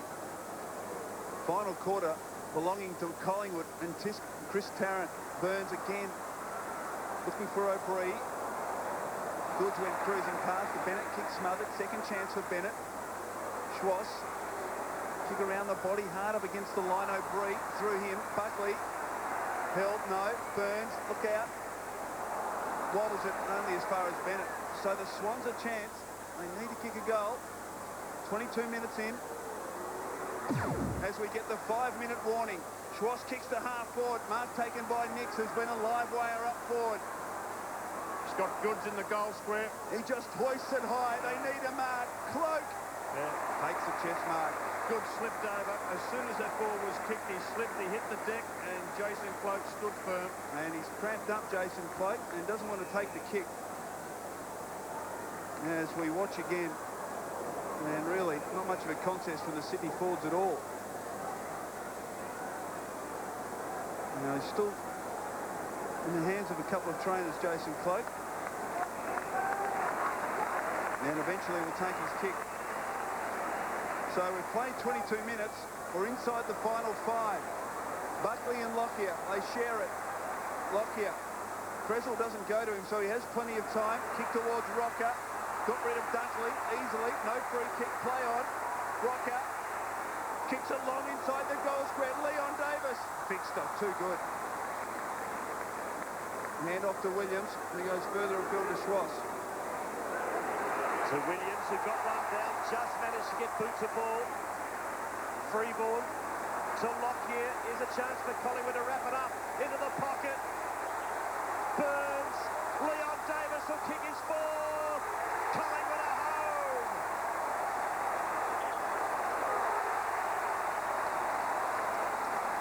Collingwood are on fire at Colonial Stadium. They pile on the goals. They've now kicked the last 7, would you believe? And they're going to go on and win this game. Lockyer getting the ball to Burns. It's a really good handball by Burns. Long handball, and Leon Davis just gets it before the line. Taps it over. He's happy. Collingwood's happy. Collingwood's home. So forwarded Leon Davis, forwarded Tarrant. Extraordinary, the last 7 goals to the Magpies. And they lead now by 23 points, which is enough at the 24-minute mark of the final term. Mott gets it to Williams. Kick short. And Schwabel on the lead, playing up forward. And he'll kick from just inside 50. He kicked 3 goals, playing loose across half-back in the second quarter. There's the time clock. We're inside the final 5 minutes of actual play, so we've played 24. A chance to kick from just inside 50. Swans need one. He drives it long. It's across the face. Contest point. Margin 22 points in favour of the Magpies. Lockyer to Clements. His target is Buckley. Good mark by Goods. 25 minutes have ticked over. 20 disposals to Adam Goods. He's played particularly well this evening. Bolton will run on and go long. His target is Hall. Shawble's also there. Terrific mark, Andrew Shawble. What a night he's had. He'll line up for goal number 4. He just presents, doesn't he? He goes for the footy. That's his 11th mark of the evening. And good pressure by Shane Wakeman, who tried to get a punch on the ball. And this young fella certainly earned his money. He's had a superb night, Andrew Shawble. He kicks his 4th, but you think it's going to be too little too late for the Swans. It's 94 playing 78. That's 16 points the difference. Almost 26 minutes gone in the final term. And Jude Bolton, he's had a pretty good game too. Long kick to the goal square. Courageous mark. Certainly was, and he's been a real shining light in this Sydney Swans side tonight. Margin, 16 points. Well, we're inside the final 5 minutes. They can get another quick one here. There's still a chance for Swans. Schwartz, Freeborn. He was brave there. And goes back, taking plenty of time. First quarter went 31 minutes 40 seconds. The second quarter 26:56. The third quarter 29:52. We've played 26 and a half in this final term. Buckley giving a long lead down the wing. Umpire will tell him he's got to get the ball moving. Decides to kick long and high to the wing. Buckley in the pack. Almost outmarked by Bennett. He has it now. Good tackle from Buckley. Slips the handball to Bolton, who scrambles it forward. Goods comes to meet it. Collision. Lockyer committed his body, as did Goods. Boundary throw-in. 27 minutes now. Final term. Tried very, very hard, Adam Goods. Boundary throw-in. Bennett, third man up. Schwass, he's come into it. Crouch. Kick short. O'Keefe. And he is marked 45 metres from goal. Well, there's still a chance for the Swans. 16 points the difference. And if O'Keefe can drill this, he'll be back to 10. 3 goals in 3 minutes, I think, is what they need. Ryan O'Keefe. First game of the year. Comes in and kicks a goal for the Swans. They're not done with yet, Sydney. So the Swans draw to within 10 points. And we've still got a ball game. We're ticking up to 28 minutes final term, Rob. Well, they've been terrific, Sydney. They've just kept plugging away. They were down and out in the first quarter, got back into the game, level at half-time. They were strong in the third quarter. They've been overrun in the final term, and it looked like the game was completely out of their reach, but they picked the last couple. And if they can get a quick centre break here, get a goal on the board, well, the game's still alive. 10 points in favour of Collingwood.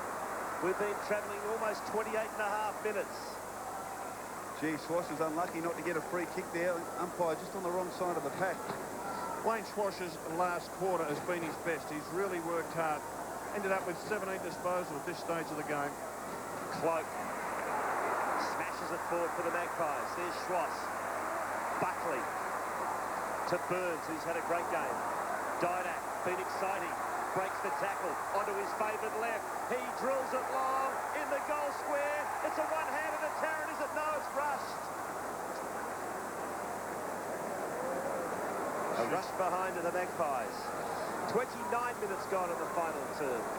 11 points. Collingwood lead. Kennelly. Oh, free kick surely to Bowen and/or Mark. He took the mark in the end. Hands off quickly. Fixed up. Long to half forward, Bennett in the pack, and he takes the mark. And his name written all over that, Jared Bennett. Kick inside, attacking 50, Schwabel, fist from Wakeland. Lucuria needs to get rid of it quickly and does. Showed a bit of poise there, Paul Lucuria. And the final siren sounds. The Magpies have come from behind to defeat the Sydney Swans at Colonial Stadium. A topsy-turvy match, but the Magpies in the end held firm by 11 points. Well, Collingwood were just terrific in that final quarter. They were able to slam on 6 goals, and Sydney, not to be outdone, they came back strongly in the last 5 or 6 minutes. Well done, Collingwood. That's 6 wins out of their last 7 games, and they've been big games for them as well. And congratulations to the Sydney team. They were terrific. There's just got to be so much disappointment with the Sydney players. They lost by 2 points against the Bombers last week, and tonight they gave themselves a chance, and another one has slipped past, and by less than 2 goals. So we've just been fortunate to see a great game of football here at Colonial. 11 points. The Magpies have won by 14-11-95 to 12-12-84. Let's go down to Jared Wakefield. Well, Leon Davis, a hard night at the office until the last quarter. Yeah, sure was. Sydney's always a great fight. Just happy to get over the line. 4 goals yourself. You're in sparkling touch. Oh, yeah, pretty happy with 4 goals. I knew last week I got 4, so I knew it was going to be a big task to back it up next week, so I'm happy with 4. There was a lot at stake at 3/4 time. What did Mick tell you? Mick just told us the changes and told us to get our heads over the ball, so went out and done it. Like it got us the game. These are the games good sides win, and that was sort of the message we were hearing from Victoria Park during the week, and you've done it. That's definitely right, mate. Thanks. Good on you, well done. No. And Tony Lockett, he'd be disappointed. He kicked the 1 goal in that third quarter, and at that stage Sydney looked a real chance, but he found it pretty hard to get off the ground, and at the end of the game Tony's ended up with 2 kicks, 2 handballs, 1 goal. So the Magpies now go to a 7-3 record this year. That's fantastic, just the 3 losses. Sydney now in trouble as far as the finals are concerned. Just 3 wins and a draw. And 6 defeats in season 2002. Mick Malthouse did manage his team particularly well. We looked at the fresh leg situation at 3/4 time. And boys who came on like McGough and Johnson, Josh Fraser rucked really well in that last quarter. Let's go back to Jared. Well, Shane Wakeland, a tough night at the office until the end. Yeah, she was pretty hard work after quarter time. We had to grind it out that last quarter. To their credit, they winning a lot of the stoppages. Probably a little bit harder at the footy around the stoppages than us. And they just got first use of the footy. And just great to come away with the win in them conditions. How'd you go when Tony Lockett came to you? Did you exchange words at the start? No, I didn't say a word to him all night. I thought I keep it pretty quiet tonight. So. You enjoy playing on it? Yeah, it's a great challenge. And I mean, he's still a very smart player, and you've just got to be pretty careful on him at all times. Good on you, Shane. Well done. Cheers. Shane Wakeman had a terrific night. Didn't take a backward step, did he? No, he didn't, and he would have been a bit nervous coming up against Why Tony, wouldn't you be? Particularly after what happened in the Wizard Cup game earlier in the year. Look at those Collingwood supporters, don't they love it? And why not? They're 7-3 with a bullet up the ladder. And they are genuine finals material in 2002. We're going to take a break from Colonial Stadium. Lots to look forward to still, with the Magpies home by 11 points over the Swans. How do you imagine your wedding? Something small, something big. Something dramatic to go with us being nude. Okay. What? 8:30 Monday, 10 invites you to a very special evening. So, this is your outfit. It's nice earrings. The most revealing episode you'll ever see. I embrace nudity. Oh, okay, fine. Consider this your own nudist cat. No, don't. It's time to find out how much of a man Evan really is. When Verena presents The Secret Life of Us, Monday on 10. This job is such a great opportunity. Well, it works both ways. A new apprenticeship benefits us and Peter. It's better than squeezing casual work around full-time study. So with this, I'm getting great training and I'm being paid as well. Tourism's a growth industry, and I think Peter has a real enthusiasm to make a career out of it. And he doesn't even mind the early start. I hate the early breakfast shift. You'd be amazed where new apprenticeships can take you these days. Authorised by the Commonwealth Government, Canberra.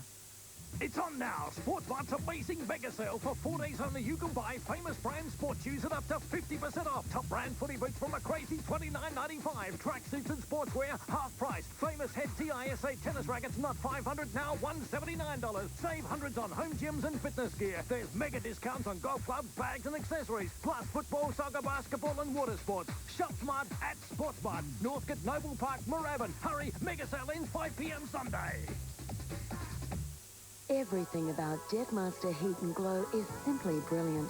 Jetmaster Heat and Glow heaters are perfect for period homes through to the ultra-modern. You can easily use an existing fireplace or simply create a new fireplace in any room of your home. With Jetmaster Heat and Glow heaters, you don't need a chimney. Discover the new Jetmaster Heat and Glow wood and gas heaters. Jetmaster Heat and Glow. Brilliant heat, beautiful to watch.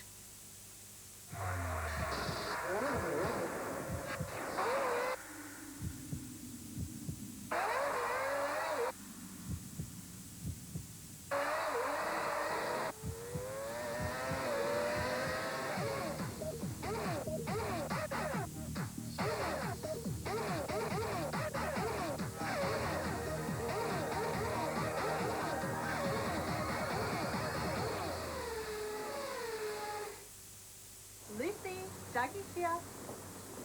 Hi, Lucy. Hi. I got two... Oh, let me guess. One chicken tandoori, one Ria Fiesta, both on the new Perfecto base, and some pepperoni dipsticks. All for only $19.95 plus my delivery fee. So will I see you Saturday? That depends. On what? On whether I order pizza or not.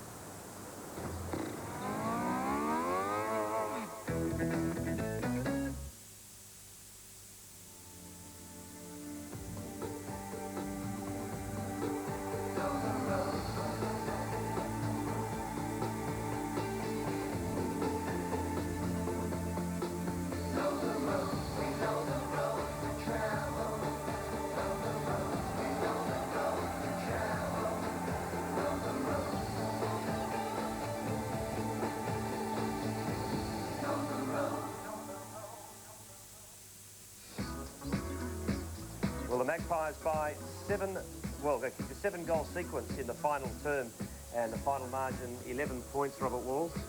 Yeah, they were good, weren't they? They really did work their way back into the game. It looked like Sydney could have taken it towards the end, but it wasn't to be. And I just think that Mick Malthouse coached particularly well in that final quarter, using players who'd spent most of the first half on the bench. So he had fresh legs to use, and he used it particularly well. Certainly did. Well, the quarter-by-quarter scores are on the screen at the moment, and 14-11-95 was the final score to 12-12-84. And the multiple goal scorers for the Magpies, Leon Davis with 4, and Chris Tarrant, 4 goals in the final quarter, was absolutely sensational. He was terrific, wasn't he? I thought that, you know, Tarrant just kept on leading and getting in that front position, as we called many times, and he kicked really well. Leon Davis, isn't he an electrifying player? He just makes the most of every opportunity. He kicked 4 goals last week, did it again tonight. I thought Burns was good, kicked a couple, and also set goals up. And Jared Malloy's first half, Collingwood would be pretty happy with that. He ran out of gas, but that was to be expected. Shawble for Sydney, well, he kicked 3 goals in that second quarter to get them back in the game, and then got one in the last term. Well, let's now hear the Magpies celebrate.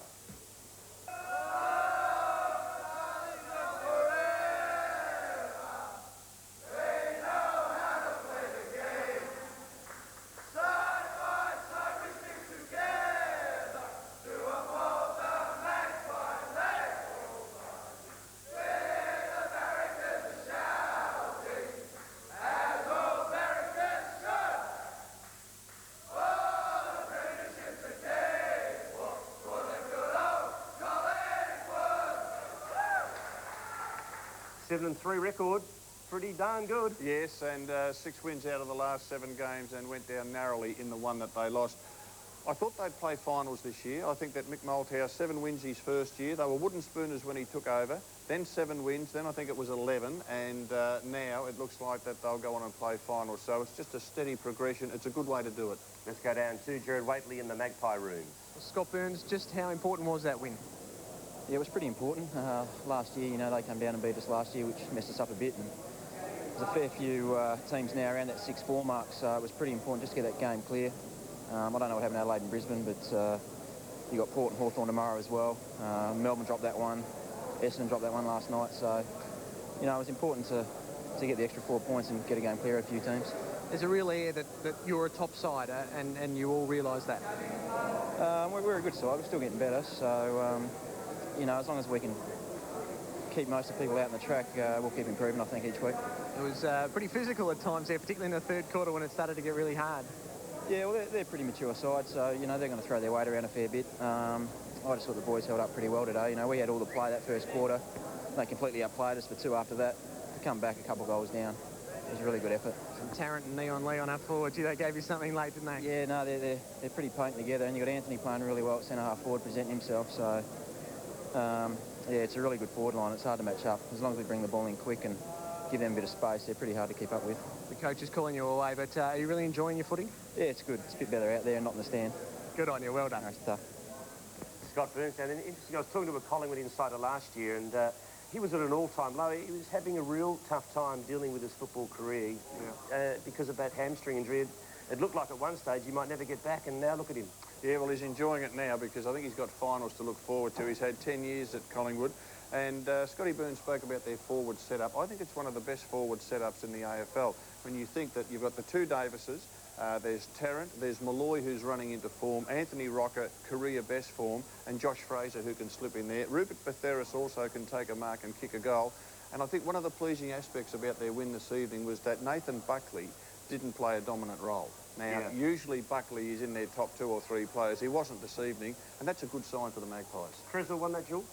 I think they broke about even. I thought that both of them probably ended up getting 18 or 19 possessions, but some of the Collingwood players like Didak came into the side on the wing. He did a good job. Jason Cloak, McGough, Ben Johnson did his bit. They've just got an evenness about them. Prestigiacomo, we should mention him. It was his 100th AFL game, and it was great. When the game was over, the Collingwood players let him lead them off the field. Well, speaking of Jason Cloak, let's go back to the Collingwood rooms. He's with Gerard Whateley.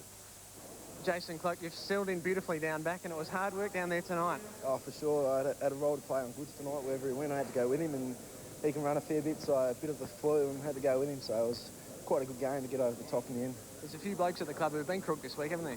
Yeah, a bit of the flu was going around the club this week, and a few boys missed a couple of sessions during the week, but those things happen, so we've come over that all well. The message all week was that good sides win these sorts of games, and you had to stamp yourself as a good side. Is that sort of the reality? Oh, for sure. Last week we were disappointed to go down by 5 points and drop from 2nd to 5th, and we want to start at the top of the ladder, and hopefully today's win, with a few of the results already, will push us straight back up there again. So we want to start near the top, and we've got to keep winning to start at the top.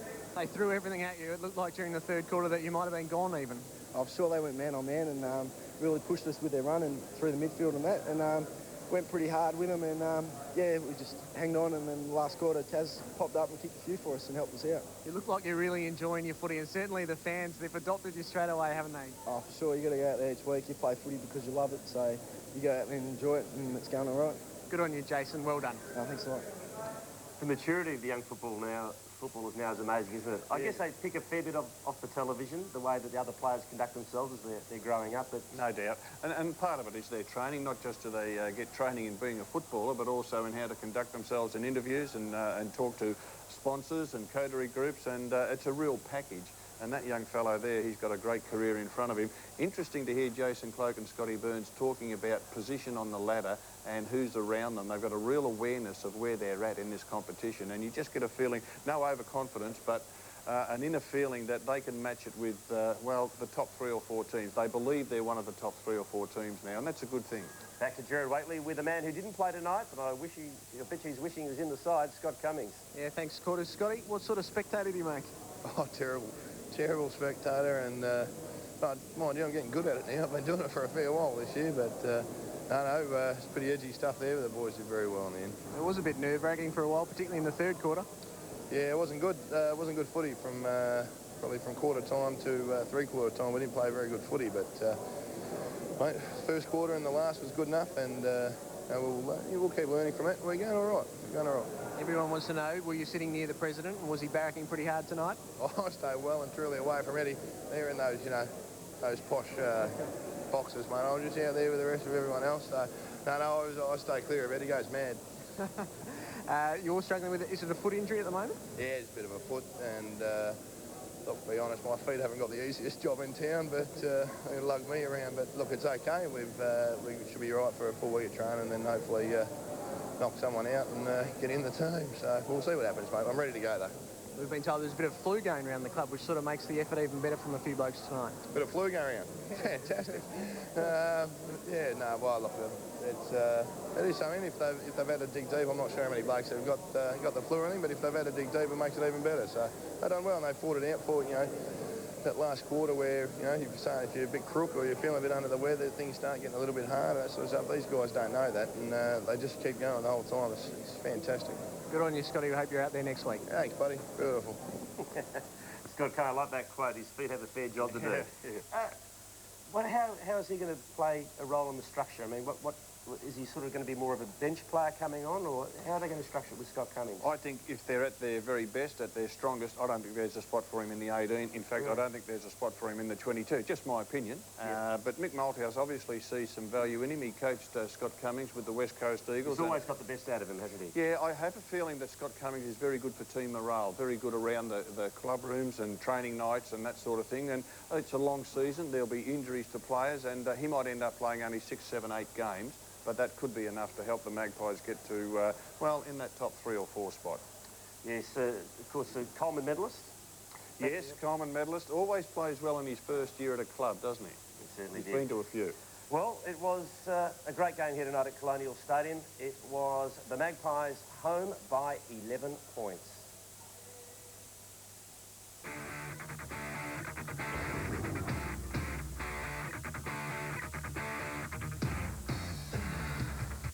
Being Becca is tough. You ever thought of giving me a little more respect around here? Well, I thought about it. But being a doctor is even tougher. Hey, Doc, want me to take my clothes off? Because that's no problem. What the hell's wrong? Becca at 7:30. Then at 8 on Raymond, Robert's living every man's fantasy. I never thought I'd have 3 women in my whole life. Hey, we all lost money on that bet. But is the pain worth the gain? Honesty. Don't believe the hype. Everybody loves Raymond. Following Becca, Tuesday on 10. Get a kick out of life and score $10,000 worth of Simpson appliances by entering the Simpson Aussie Display of the Month competition.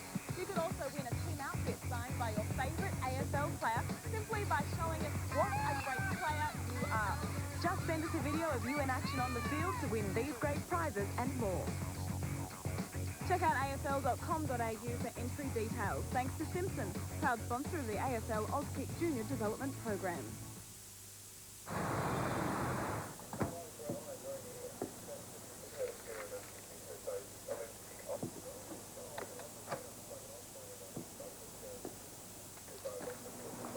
Can I help you there?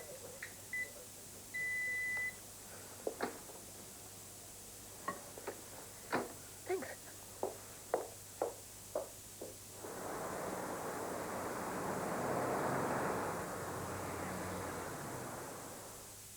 Footy, pie, footy, pie, footy, pie, footy, pie, footy, pie, footy, pie, footy, pie. Don't get confused. Nothing has the kick of a Balfour's original footy pie, the official pie of the AFL.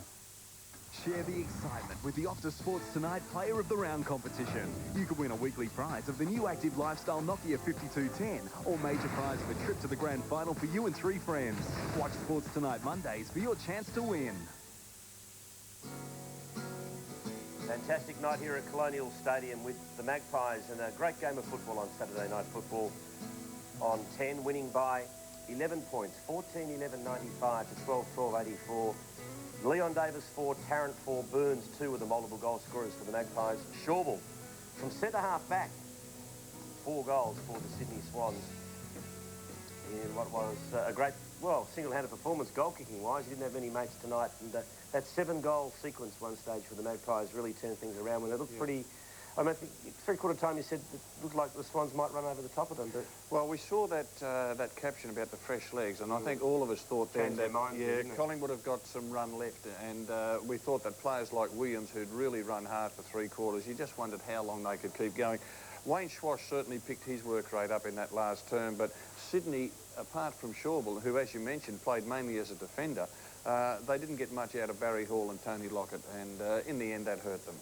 Well, let's have a look at some individuals in this game tonight. We're going to start with Chris Tarrant, who, well, for 3 quarters was pretty quiet by his standards, but just cut loose in the last term. He did. He kicked 4 goals in that final term. He was on Jason Saddington. Look, Saddington had done a pretty good job, and then all of a sudden it could just turn nasty on him.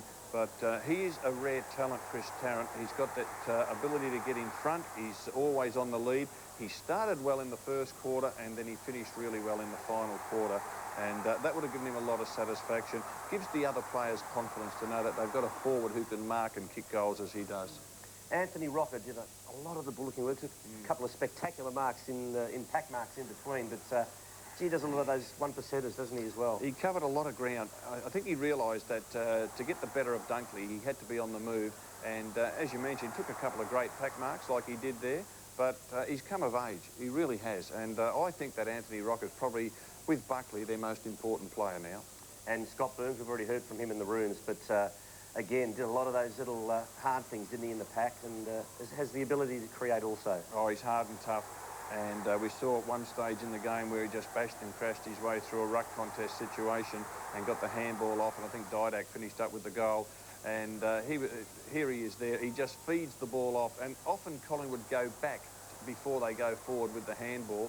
But Scotty Burns really enjoying his football and highly respected, not just at Collingwood, but throughout AFL ranks. That there was just magnificent football. Took the knocks, gave the handball away, and set up a goal for Didak. Well, let's go down to the Collingwood rooms, where we're joined by their coach, Mick Malthouse. Mick, 7-3, very nicely positioned.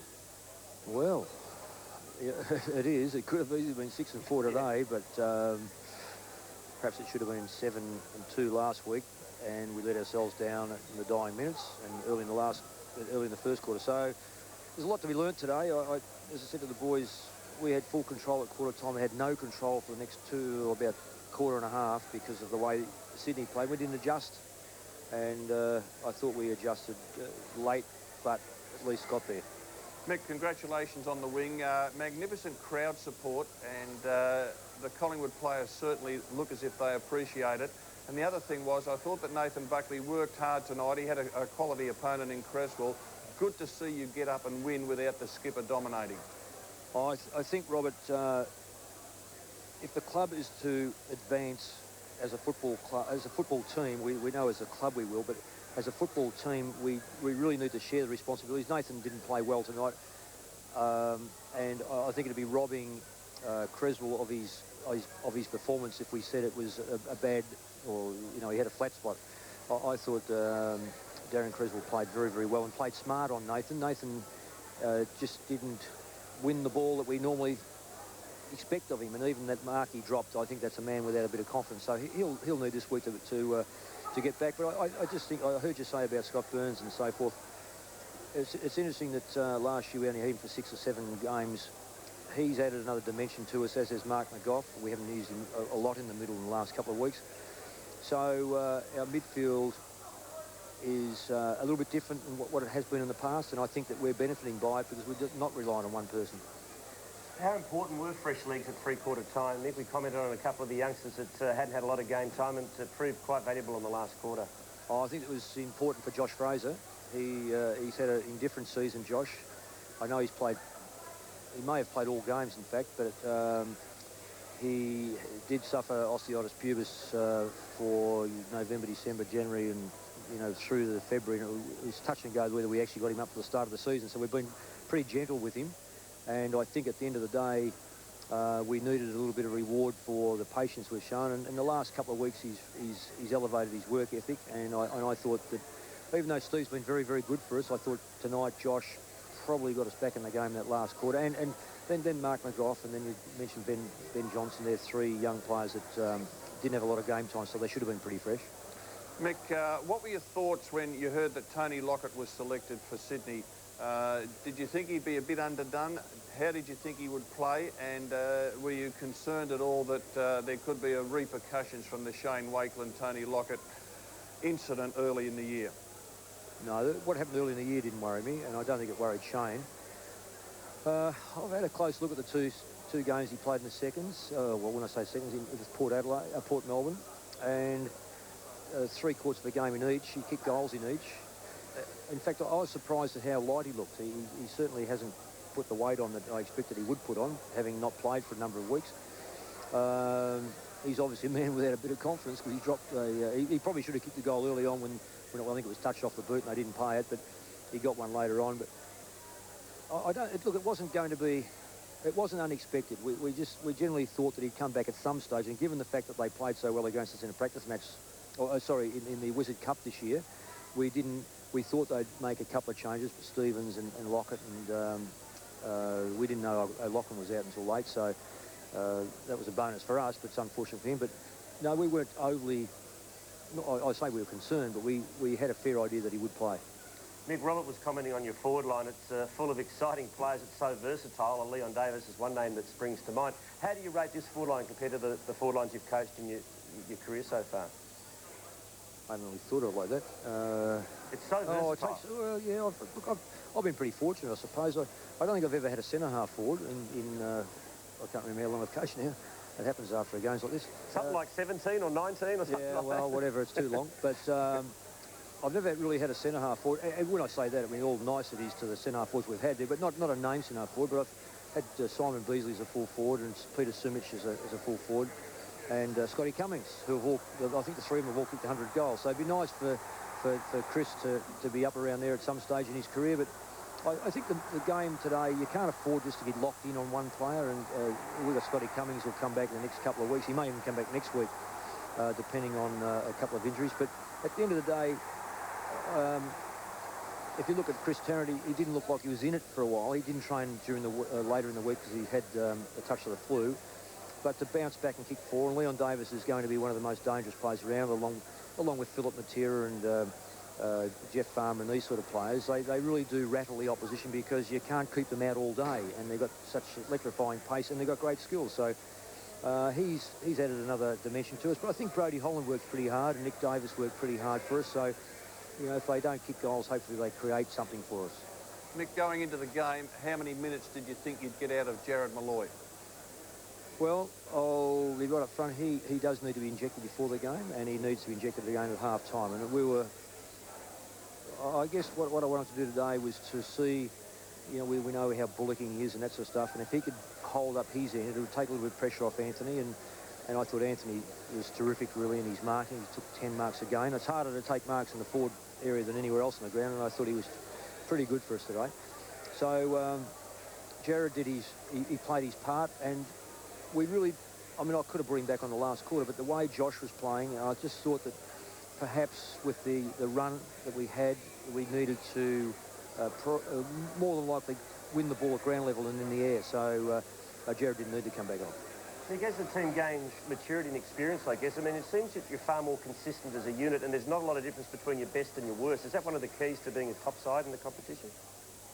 Yeah, I don't know if we've got to that status yet, but it certainly is the key to any successful side, is to minimise the damage that can be done to you on a particular game. And look, our biggest score this year is 17, 18 goals. We haven't sort of set the world on fire as far as the number of goals kicked, but I think that we'd be 1, 2 or 3 as far as the best defensive side, and that's over the board. So we've worked very hard to just improve in certain areas. I think the players have got a lot more confidence in themselves this year and I think probably last year helped us a little bit. We went from 7 to 11, and the players realised that to break new ground for us, we needed to eat into the sides that beat us last year consistently. And over the last few years, you'll find that Essendon, Hawthorn, Richmond, well, the top 4 last year, we lost 7 games out of our 11 losses. So to get into those, we've already beaten Brisbane, Essendon and Hawthorn from those top 4. So we're starting to do things that we needed to do to be a good football side. Michael, thanks for your time and congratulations tonight. Thanks, Lou. Michael Malthouse, the coach of the Magpies, as we switch our attention now to the Sydney Swans. And I don't think there's much doubt that Andrew Shawble was their standout tonight, Robert. Oh, he was really good. Really good playing across the half-back line. And I think this is his first goal when he ran forward through the centre square into the forward 50. Of course, he's a former Magpie. He started his career with Collingwood. He went to Sydney. He won a best and fairest. And he took that ball from a boundary throw-in and was able to get it on the boot. And I think that was the 3rd one there. So he got 3 in that second quarter. That really got Sydney back into the game. And Paul Williams is another best and fairest winner for Sydney, former Magpie, and he was their other standout tonight. He was. Look, Paul Williams, and we've seen this goal a few times this season. He had a bad start, didn't he? And then he did with one of his kick-ins, but, gee, he soon made amends. Look, I love the way that he plays because he's just full bore at the football and works to get it on. And he's got a few tricks, and he's also very strong at tackling. When he hasn't got the ball, he works hard. He does the 1%ers. He's the sort of player that coaches love. And the Collingwood crowd booed him plenty of times when he got the ball, and that was probably about 25 times because he got a lot of it this evening. Well, there's Leon Davis with a few of his mates in the Magpie rooms, just discussing, well, the 4 goals tonight. Adam Goods, speaking of Aboriginal stars, he was a good player also tonight. He was, and Goods played across the half-forward line in the absence of O'Loughlin, and he also spent time in defence. And it seemed that wherever he went, young Jason Cloak was pretty close to him. I think he took 11 or 12 marks for the evening, and that was a great performance. Look, he is good overhead.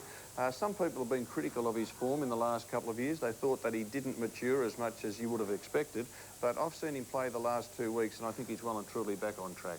OK, Robert, now the hard questions. The Barry Hall, Tony Lockett setup. We'll discuss Barry Hall first. Yeah, Barry Hall didn't play well, and Barry Hall's had a good season to date. I think that was his 2nd mark of the evening, and he's been averaging 7 or 8 marks. He was a little bit lost out at half-forward. With Plugger there, he had to go out to the half-forward line, and I just felt that his game suffered with Tony Lockett being alongside him. That's the question I was going to ask you. Was it his fault that he didn't play well? I mean, did it backfire? I mean, he was leading the AFL in goal kicking, 30 goals before coming in tonight. He was put to a position he's not familiar with this year, and it cost them. Look, I thought Rodney Eade was terrific, the way that he gave Plugger every opportunity to get into the game. At half-time, Plugger hadn't had a kick. He had a couple of rushed handballs, and then he gave them the opportunity in the 3rd quarter, and Tony did kick a goal.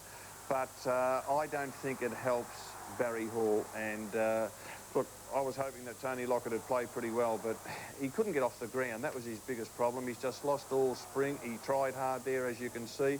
Dropped some marks you would have expected him to take, and Wayne Schwash went out of his way to pass that one to him. And look, I think Rodney Eade will probably look at the situation and say, I need to play him another 2 or 3 weeks just to give him an opportunity. That's right. I was really pleased he was able to kick that goal, and it lifted the stadium. It really did. And the Sydney players ran to him and gave him every support and encouragement. And you can see that, Barry Hall the first to the big fella. And there's no doubting his popularity. Oh, yes. So it was good to see Lockett kick to the Lockett end for the first time. Let's go down to Michael Christian in the City Rooms. He's with their, well, one of their acting captains since the injury to Paul Kelly, Stuart Maxfield. Steve, well, Stuart Maxfield, obviously disappointing, but you were 18 points up deep into that third quarter. Barry Hall a chance to make it 24. It must be disappointing to lose. Yeah, look, definitely. I think obviously very disappointing to lose, but I think it's certainly can't question the players' commitment and that sort of stuff. It's just seems to be our error rate and our turnovers that seem to cost us week in, week out. And what about the first quarter? They really shell-shocked you. They kicked 5-9. What happened in that opening quarter? Because you certainly turned it around in the second. Yeah, I'm not too sure. I think the same sort of thing happened last week with Essendon, so it's something we've obviously got to work on the start and that sort of stuff, but I think it's a positive that we can certainly fight back and get back into a winning position. Now, what about the season, Stewie? You really need to perhaps win 8 of the last 12. I mean, do you think the side's capable of doing such a feat? Oh, look, I think that's the best thing about footy. I mean, you have a win next week and gain some confidence, so it's certainly not out of the question. I just, just to the members, stick with us through a tough time, and we can certainly turn it around. It's not, it's not beyond us. And a big challenge next week in Perth against the West Coast. Yeah, certainly. It's just a real challenge for the players. There's an opportunity there to really get through a tough time and build on, get one win going, and then just try and build on some confidence and get a couple on the trot. Now, a couple of positives tonight. Andrew Schauble was absolutely fantastic across half-back and then up forward in the final quarter, almost won the game for you. Yeah, look, certainly. Schauble was fantastic, along with, I think, young Ben Fixter was great too, just fought it out. I think the majority of the guys really, or all the guys, I should say, the commitment was fantastic. It just got to work on our skill level and that sort of stuff, and it'll turn around for us. And Jason Saddington, for 3 quarters, was the master of Chris Tarrant, but he just can't keep a good player down for 4 quarters, can you? Yeah, look, certainly. Full credit to Collingwood and, also Chris Tarrant. Obviously, our guys worked hard, but they were the better side on the day. Well, thanks very much for your time. Thanks, Mike. Back to you, Steve. Stuart Maxfield down there with Michael Christian as we have a look at the match stats for this game tonight with Collingwood, 11-point winners over the Sydney Swans. And Collingwood had more kicks, and they had more marks, and they had more handballs. And the last quarter and the first quarter, they dominated. And the marks inside 50, that was interesting. Collingwood able to get back in front there in that last quarter with some good passes to Tarrant. And the centre breaks, they ended up even after Collingwood dominated in the first quarter. And the inside 50s, not much between them there. So at the end of the night, statistically, not a great deal of differences between the two sides. Well, let's have a look at the player rankings, bearing in mind these are calculated by using all the positive statistics and take away the negatives. And early on in the game particularly, I mean, in the first quarter it was all Collingwood, wasn't it? But it evened up a bit. Paul Williams will get a lot of satisfaction from his game this evening, playing against his old team. He ended up number 1. Scotty Burns and O'Brien, 2 midfielders for the Magpies. Anthony Rocker and Schauble, tall players who were able to kick goals. Leon Davis, he is exciting. Jude Bolton, that's interesting. I thought that he worked his butt off as the game progressed. Chris Tarrant came right into the rankings in that last quarter with his 4 goals, Buckley 9. So, and then it goes, Adam Goods had a good game. Paul Licuria, his kicking let him down, but gee, he got the ball plenty of times. Ryan O'Keefe worked hard, Darren Creswell, Buckley's opponent, and so it goes. Good to see Kennelly, the Sydney player. He didn't have a lot of game time. No, look, he's pretty skinny, he's fairly light, but he's learning the game, and he's as brave as Ned Kelly. Well, something that was irking you, Robert, has irked you the last few weeks, is players taking so much time to get rid of the ball. Yep. We saw a great example tonight. Schwass was penalised. He had the 15 seconds to kick it out. He was penalised. They got a goal out of it, Collingwood. Yep. Yet Burns down the other end, this is not having a personal go at Scott Burns, but it's just the way the rule is umpired. 20 seconds, didn't even get the hurry up. Here we go. Well, the split screen shows us the players with the ball and the seconds ticking by. And we calculated that Wayne Schwass was given 15 seconds. He was told to kick it. He stuttered, and that made the umpire say, look, give it to me. You were given a warning. And 20 seconds went by before Scotty Burns kicked the ball. So what can be done about it? Well, 15 seconds, is that enough?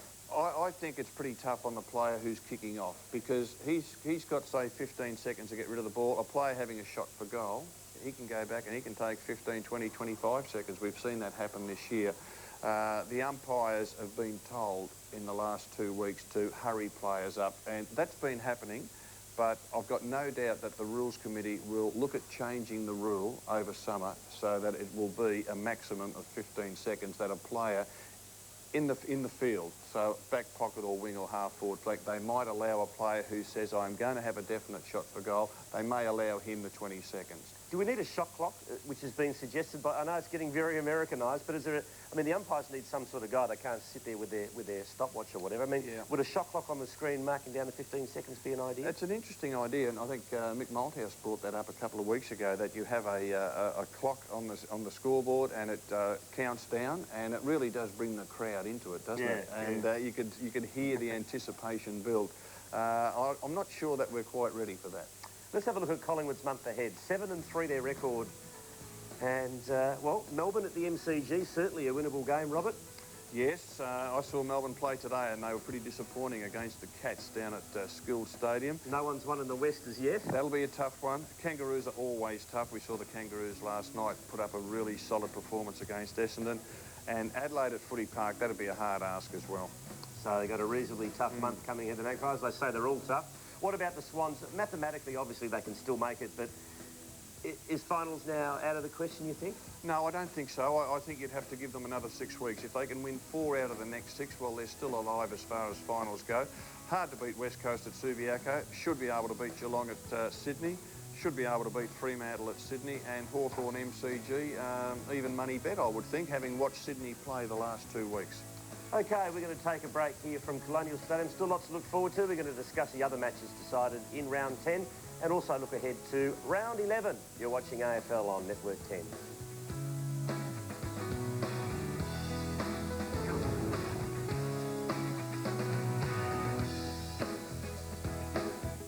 We've got all sorts of contracts.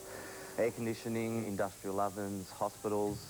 I found all sorts of information about apprenticeships and the types of training you can get at my local new apprenticeship centre. Well, there's this one guy I talked to down at the new apprenticeship centre, and he spelled out the financial benefits that I'd be entitled to. It was a pleasant surprise. Well, Doug expects a very high standard of work. That's good for me because it'll make me a better tradesman. I caught him signing his name on a job that he did last week. I like that. You'd be amazed where new apprenticeships can take you these days.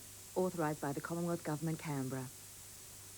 Get a kick out of life and score $10,000 worth of Simpson appliances by entering the Simpson Aussie Play of the Month competition. You can also win a team outfit signed by your favourite AFL player simply by showing us what a great player you are. Just send us a video of you in action on the field to win these great prizes and more. Check out afl.com.au for entry details. Thanks to Simpson, proud sponsor of the AFL Auskick Junior Development Program. Over the last 100 years, we've supported families from all backgrounds. They've trusted us for generations. No two funerals are ever alike. After spending time with your family, our Lapine carers will help you choose the appropriate theme and location that truly reflects the individuality and personality of your loved one, a celebration of their life. Lapine people handle with care the emotions of your family and loved ones. 24 hours a day, every day of the year, you can turn to the people at Lapine Funeral Services.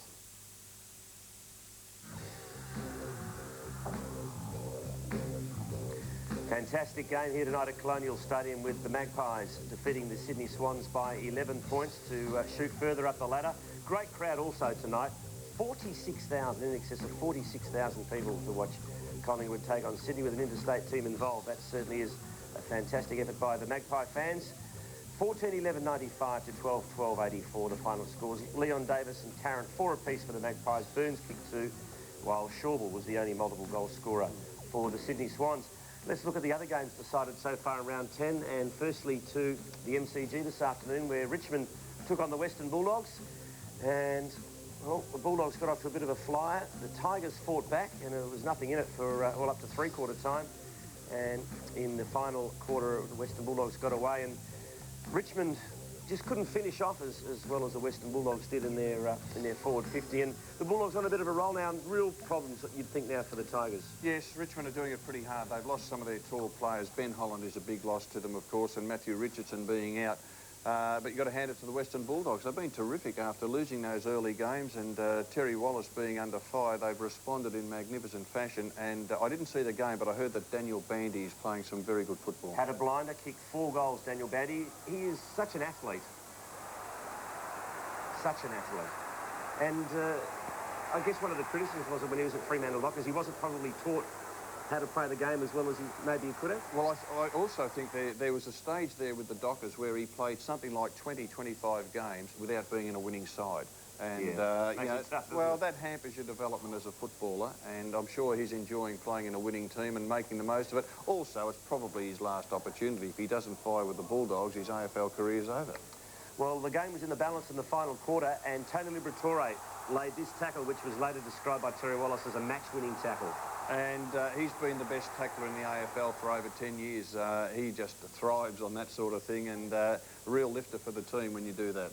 Brad Otten's kicked a couple of goals this afternoon, but his form of late hasn't been great, but I guess he hasn't had a lot of help as far as tall timber is concerned. No, Can't do it all himself. No, well, they need him in the ruck, and they also need him up forward, don't they? I think he's a wonderful player. Stafford, I believe, kicked a few goals for the Tigers, but they need Stafford fully fit. Then he can do most of the ruck work. That leaves Otten's probably 70% in the forward line, 30% in the ruck. That's the nice balance. The goal kickers today, by the way, Bandy 4, Garlick 3, Saunders 3 and Grant 2 were the multiples for the Bulldogs. Stafford 3, Campbell 2 and Otten's 2 for the Tigers.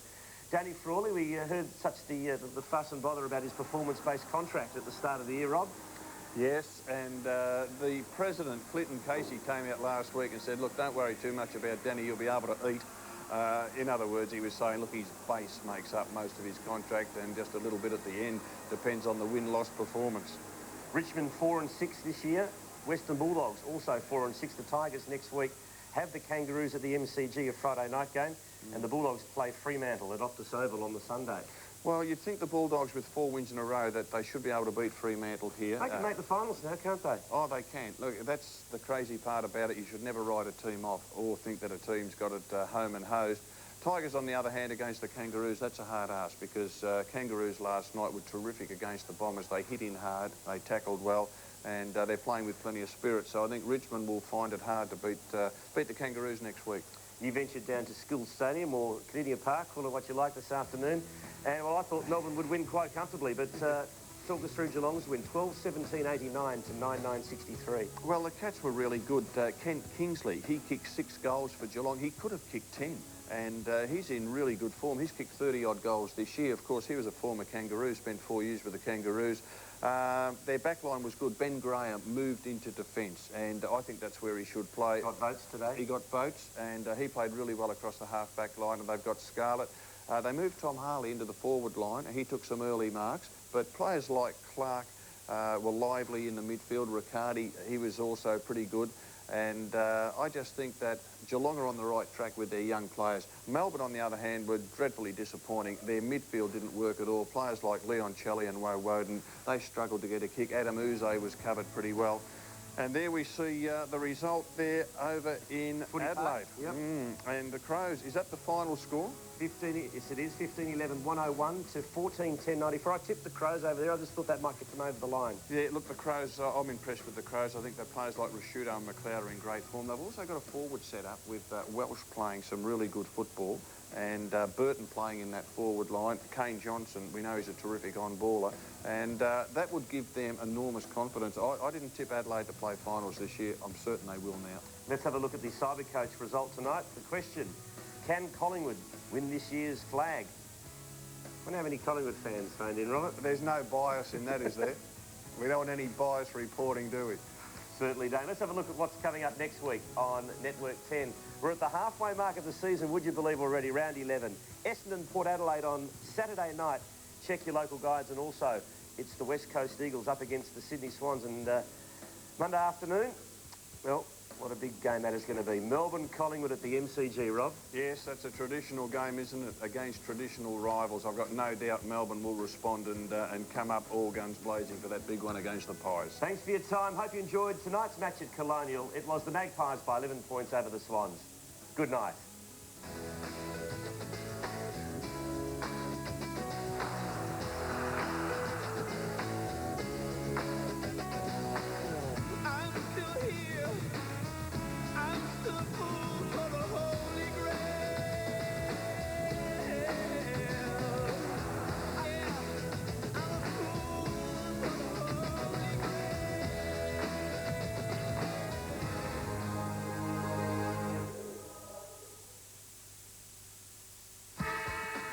The AFL Premiership Season 2002, brought to you by its premier partner, Carlton and United Breweries, and our telecast sponsors, Carlton Draft, official beer of the AFL.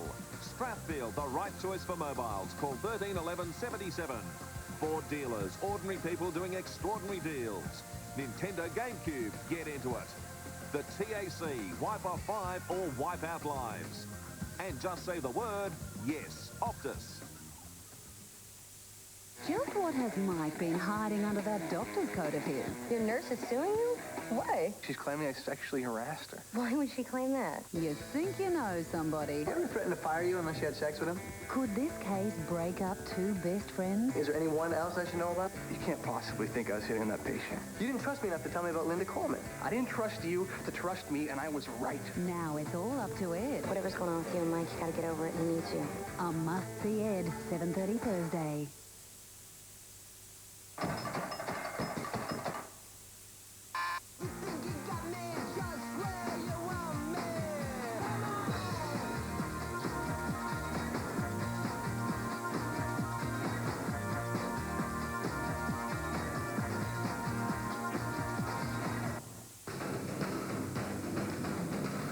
Ten's Late News with Tracy Spicer.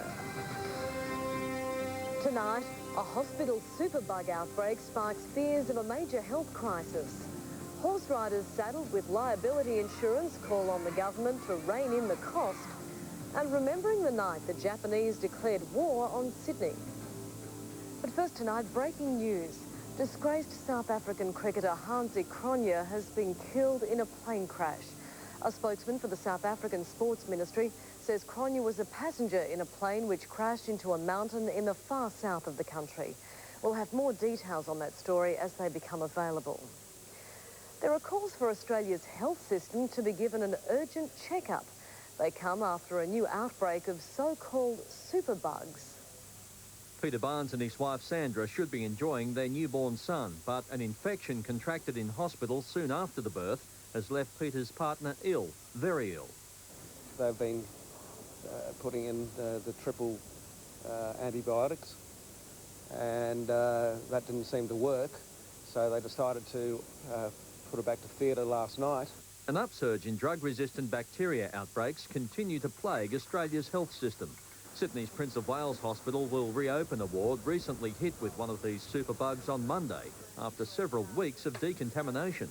The problem on this case was that we had so many that it wasn't possible to isolate them sufficiently in the one unit, and therefore we had to separate them. 9 patients were transferred from the ward during the bacteria alert. Prince of Wales Hospital is eager to stress that while the bacteria was certainly detected, no patients were actually infected. However, others say it's a clear warning for Australia's health system generally, which must be heeded. And it's generally a symptom of overworked, understaffed hospitals. Tim Collins, 10 News. More than 5,000 horse riders have brought Melbourne streets to a standstill in a massive protest over public liability insurance. It's claimed the crisis threatens to shut down pony clubs and riding centres across Australia. Thousands of horse enthusiasts marched through Melbourne city streets, most leaving their equine friends at home to show what it will be like when skyrocketing premiums make it too expensive to insure riding activities. Without insurance, I won't even be able to pat him. I won't let my friends see him, and I won't be able to let him near anyone else, because there's too much risk that I have to pay for public liability.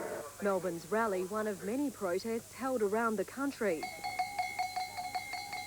Even some demonstrations themselves were novel when organisers couldn't get public liability cover. No insurance, it meant no march, meant no horses.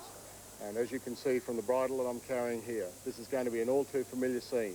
The mass rallies come just 2 days after finance ministers and treasurers from around the country met here in Melbourne in a bid to come up with some solutions to the insurance crisis. Governments, although they are acting, need to act quicker to save this horse industry. Horse riding does have an inherent risk. If you're going to ride a horse, you accept the fact that the onus is on you. Stephanie Ferrier, 10 News. And a big rally of doctors in Queensland today over the health insurance crisis. Hundreds of GPs attended a special forum in Brisbane this morning. They've welcomed a 6-month extension to the federal government's guarantee for doctors insured by UMP. But the AMA says that needs to be backed up by Queensland legislation to cap damages payouts and reduce the statute of limitations. If the Beattie government doesn't grasp the nettle of tort law reform within the next 2 weeks, they will be facing a large number of doctors who don't want to turn up to work. India and Pakistan remain on the brink tonight as Australians and other Westerners flee the region. And the US is warning of a horrendous death toll in any nuclear exchange between the two nervous neighbours. American officials calculate an all-out nuclear war between India and Pakistan could cause 17 million casualties, killing up to 12 million people, injuring 5 million. US Defence Secretary Donald Rumsfeld has hinted he will use those figures next week when he meets with Indian and Pakistani leaders to emphasise the stakes of nuclear warfare. We've given a lot of thought to their use and what the effects are, what the immediate effects are, what the lingering effects are. The assessment by Pentagon intelligence analysts is based on a worst-case scenario in which both nations would use most of their nuclear arsenals and hit highly populated areas. Australian, British and American citizens are being urged to leave the region. Tensions have risen to serious levels, and the risk of intensified military hostilities between India and Pakistan cannot be ruled out. It's estimated 107,000 people would be killed instantly if India hit the Pakistani capital of Islamabad with its largest nuclear device, or in a similar attack on New Delhi. A sobering assessment US officials hope will help deter a nuclear attack. In the United States, Pam Mackay, 10 News. A memorial service today to mark 60 years since Sydney Harbour came under attack from the Japanese. HMAS Cuttable was sunk in the raid, killing 21 sailors. It was the day when war came to Sydney. Just after midnight on June the 1st, 1942, 3 Japanese midget submarines snuck into the harbour, firing torpedoes. One torpedo scored a direct hit on the accommodation vessel HMAS Cuttable. The explosion killed 21 sailors and injured 10.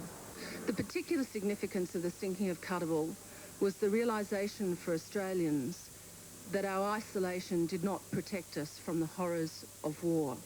As the wooden ferry began to sink, Neil Roberts, just 18 at the time, swam for his life. Water was racing up and I was trapped there, and I took a deep breath, a very deep breath, believe me, and I slipped into the water and I swam where I knew the exit was. Most of the crew was asleep at the time of the attack, many not remembering anything. I got blown out of the window somewhere. They picked me up in the harbour, took me to Man o' War Steps, went to Sydney Hospital, woke up 3 days later, and they wanted to know where I was. Today's service also commemorated the 6 Japanese submariners who lost their lives. 4 committed suicide, the other 2 were never found.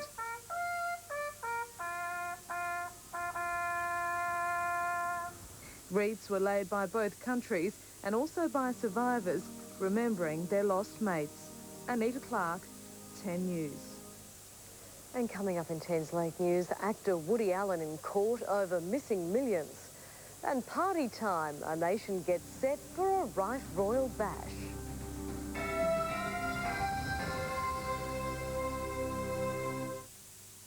This program proudly brought to you by Intel Pentium 4 processor and Cadbury Dairy Milk.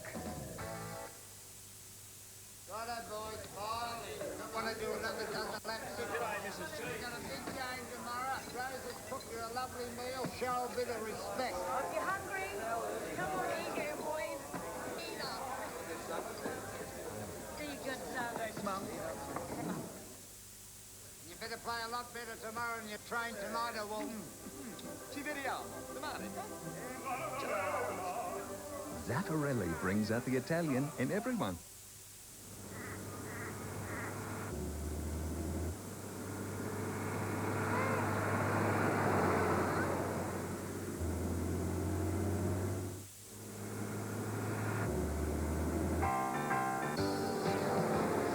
You'd be popular too if you're offering tax-free cars and trucks, like courier, tax-free, transit, tax-free, and a Conovan, tax-free, but only till June 30, and only from your Ford dealer.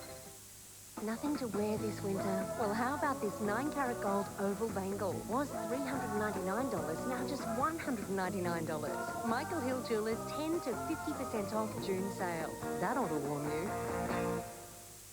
Discover the mysteries of the soldier monks of Shaolin. Up close and live on stage in the greatest kung fu show ever seen in Australia. 1,500 years of tradition, mystical powers, astonishing acrobatics, mind-blowing strength. Don't miss Shaolin Wheel of Life at Her Majesty's Theatre for a short time only. Tickets on sale Thursday.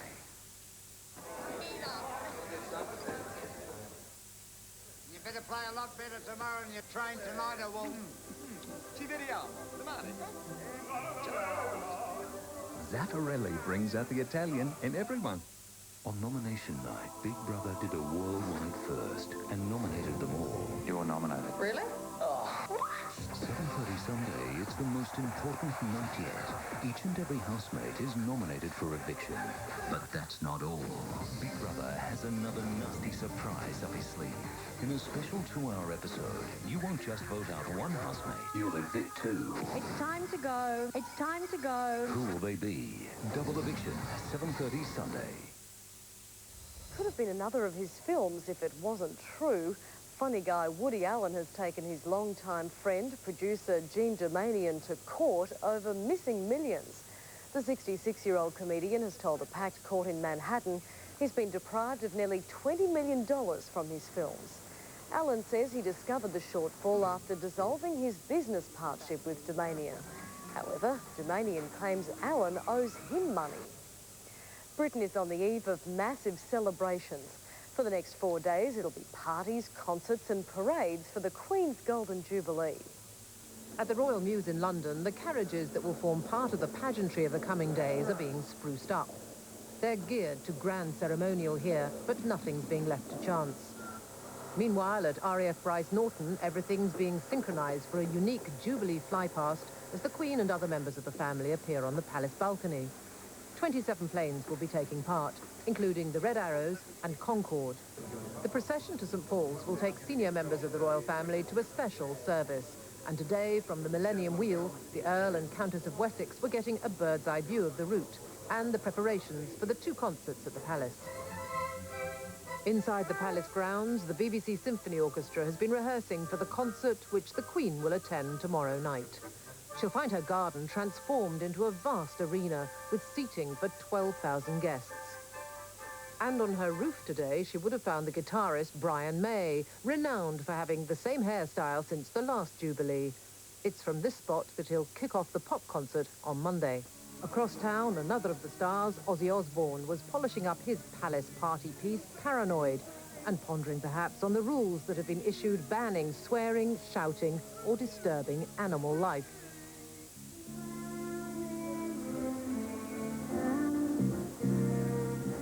More to the Queen's taste, perhaps, will be the Irish band The Cause, who are also putting the final touches to their performance today. Time for a look now at the weather details. And an upper-level trough should bring rain for northeastern New South Wales, while a front weakens over the southwest of WA. For tomorrow then, mostly sunny in Cairns and Townsville, windy with showers in Brisbane.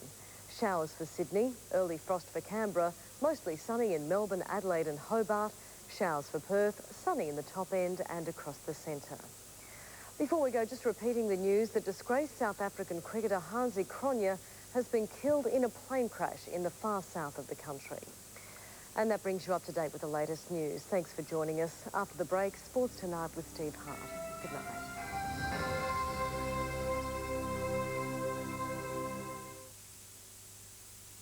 Tom Cruise. Superstar. He set me up. Before you see him in Minority Report, 9:30 Sunday, see him in the original all-action thriller, Mission Impossible, 9:30 Sunday on 10. How's this for unbelievable value? Red Rooster's succulent quarter chicken and chips plus 2 pineapple fritters plus a bottle of Coke for only $4.95. $4.95? Is that great value or what? Oh, yeah. Only at Red Rooster. Why do you have to put a jumper on when your mother feels cold? Why does everyone want to save the earth, but no one wants to help Mum with the dishes? Why is there no place higher than Dad's shoulders, and no place warmer than Mum's hugs? And why is it that the simple act of sharing this meal can bring a whole family together? San Remo, we're family. Welcome back to the cricket. Now let me tell you, there's been an incredible amount of moisture here, but surprisingly, conditions are absolutely marvellous. It is completely dry. Look at that. Not a skerrick of moisture to be seen. The comfort level is remarkable. Perfect conditions for play.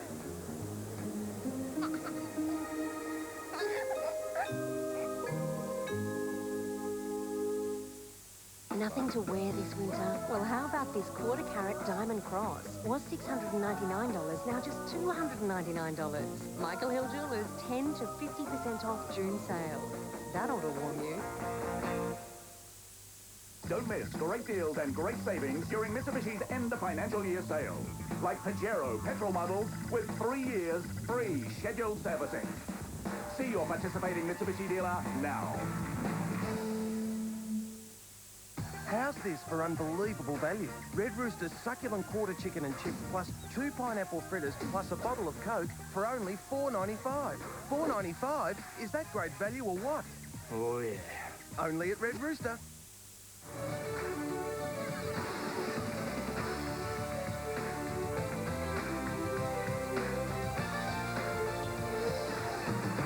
Hello everyone, I'm Steve Hart. Welcome to the late edition of Sports Tonight. Details are still very sketchy at the moment on the reported death of disgraced South African cricketer Hansie Cronje. We hope to bring you more news as it comes to hand by the end of tonight's show. But first tonight we'll start at Colonial Stadium where the Magpies hosted the embattled Swans, and while Collingwood started red-hot favourites, most eyes were on the return of Big Tony Lockett. The signs of support were there as an old rivalry was renewed. But Plugger's first mark was disallowed, robbed of a fairy tale start by a dubious umpiring decision, claiming it was touched off the boot. At the other end, it was almost like two former Magpies were working together to put their old team on the board. Here's a chance for Leon Davis! It's a goal! The lacklustre Swans conceded goals through basic defensive errors, the Magpies dominating on the ground and in the air. The start of the second term saw some history in the making, the player and the legend converging for the first time. And the Swans liked the Lockett end, 6 goals to 1, putting them back into the contest, scores level at the half. And it kicks an amazing goal. After just 2 handballs, the big man started the second half on the bench, but his teammates continued to lift. And the Swans are in front. The Collingwood Brains Trust searching for answers, while Plugger got a reprieve and finally managed to add to his record tally. Collingwood just managing to hang on by 12 points at the final change. Threw it out to Leon. Here's a big play for Collingwood. Goal!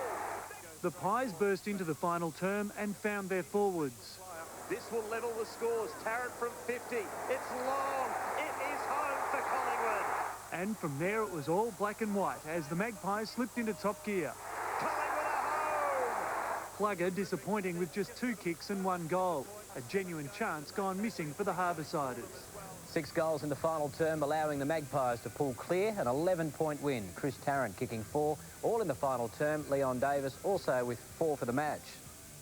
There's a lot to be learnt today. As I said to the boys, we had full control at quarter time. We had no control for the next 2 or about quarter and a half because of the way Sydney played. We didn't adjust, and I thought we adjusted late, but at least got there. Obviously very disappointing to lose, but I think it's certainly can't question the players' commitment and that sort of stuff. It's just seems to be our error rate and our turnovers that seem to cost us week in, week out. And it was first versus fourth as the Lions ventured to Adelaide, with the Crows looking for their first win against the top 8 side this year. And with the 2 best midfields going around, the game promised to be a shootout. Both teams going goal for goal in the tied contest. Only 5 points in it at quarter time. While the greasy conditions made it difficult for some, not so Daniel Schell, the Crows taking control with a 15-point lead going into the final term. And while Brad Scott felt the brunt of Mark Bickley, it wasn't the only place the Lions took a hit. They also copped it on the scoreboard. There it is, the Crows home by 7 points, 15-11, 101 to 14-10, 94. And the Lions unable to celebrate game 150 for Jason Ackermanis. It had been more than a decade since Melbourne had beaten Geelong at home. Again, the signs weren't good in the first term. The Demons goalless as Kent Kingsley continued his stellar season to give Geelong a 15-point break at quarter time. Melbourne's big men started to provide targets in the second as the gap closed to 6 points at half-time. But after throwing away an 8-goal lead last week, the Cats weren't about to do the same today. Kingsley for number 5. He has kicked it. Kingsley finished with 6, the Cats home by 26 points. And the Tigers' horror stretch has continued. The Doggies winning at the MCG this afternoon by 19 points. Daniel Bandy was brilliant up forward with 4 goals and 13 marks. The Tigers closed to within 8 midway through the final term, but Mark Alvey slammed the door shut.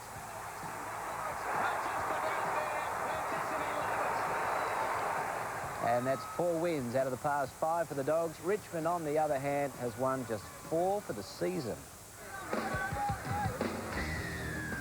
3 games in round 12 of the NRL today. A few Cowboy players keen for a good showing against the Dragons and push for a Queensland Origin spot. None more impressive than Paul Bowman. 2 first-half tries had the experts calling for his place in the Maroons team. Through a gap. Thompson down 16-6. The Dragons hit back to level the scores at half-time. The second half, though, turned into a try-fest. The Cowboys finishing on top, just 40-32. The score, Dragons set at Jason Hooper with an anxious wait after being reported for this high tackle. 2 points is what we aimed at. I mean, I think there was, as I said last week at the press conference, I didn't think we played all that badly in stages, and we lost. But we played, even at stages tonight, I thought we played pretty well.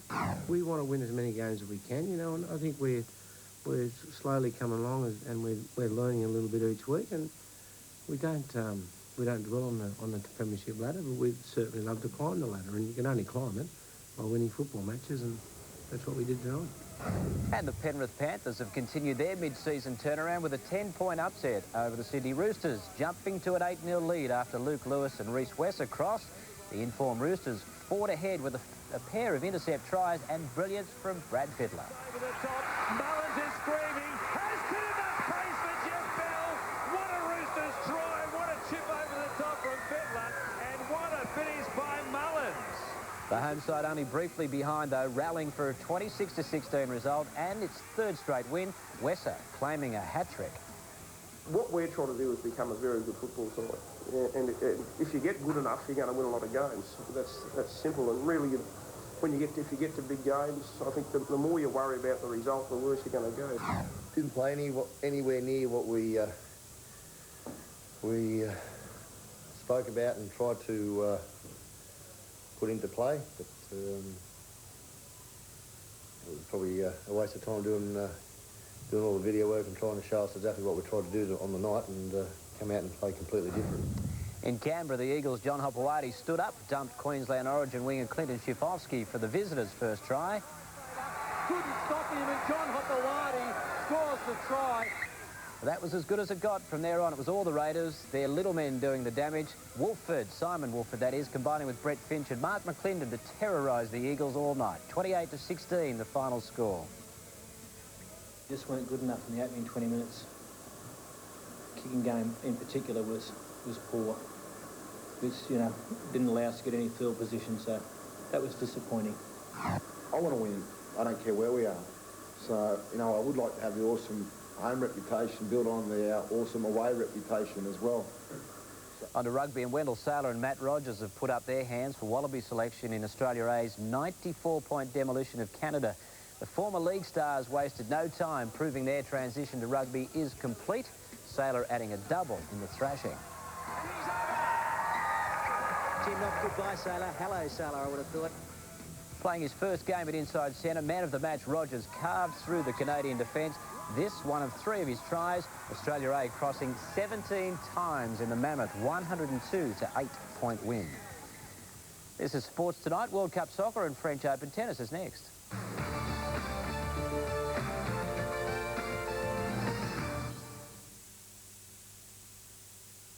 The Gainesville Chesterfield sale.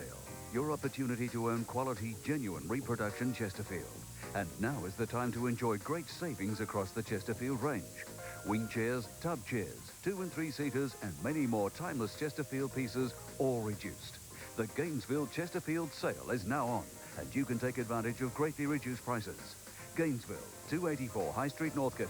The quality of Chesterfield at never-to-be-repeated prices. Think of e-business as a game. You got players, you got management. You got opponents who don't always play by the rules. This game takes strategy and the ability to move that metaphorical ball that is information with more money on the line than in any other game that's ever been played. E-business isn't just a game, it's the game. So if you're going to play, play to win.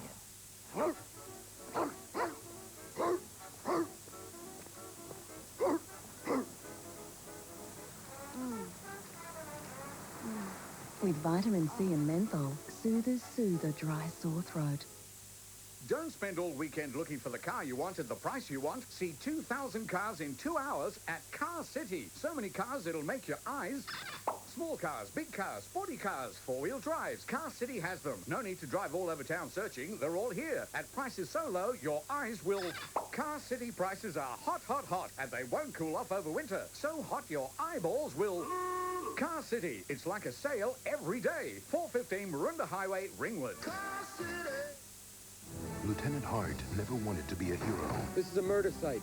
But far behind enemy lines, he must learn to fight for the truth. He thinks you pass sentence as soon as the body hit the ground. Bruce Willis. One man has to be sacrificed. Colin Farrell. I think that one man should be you. Hart's War.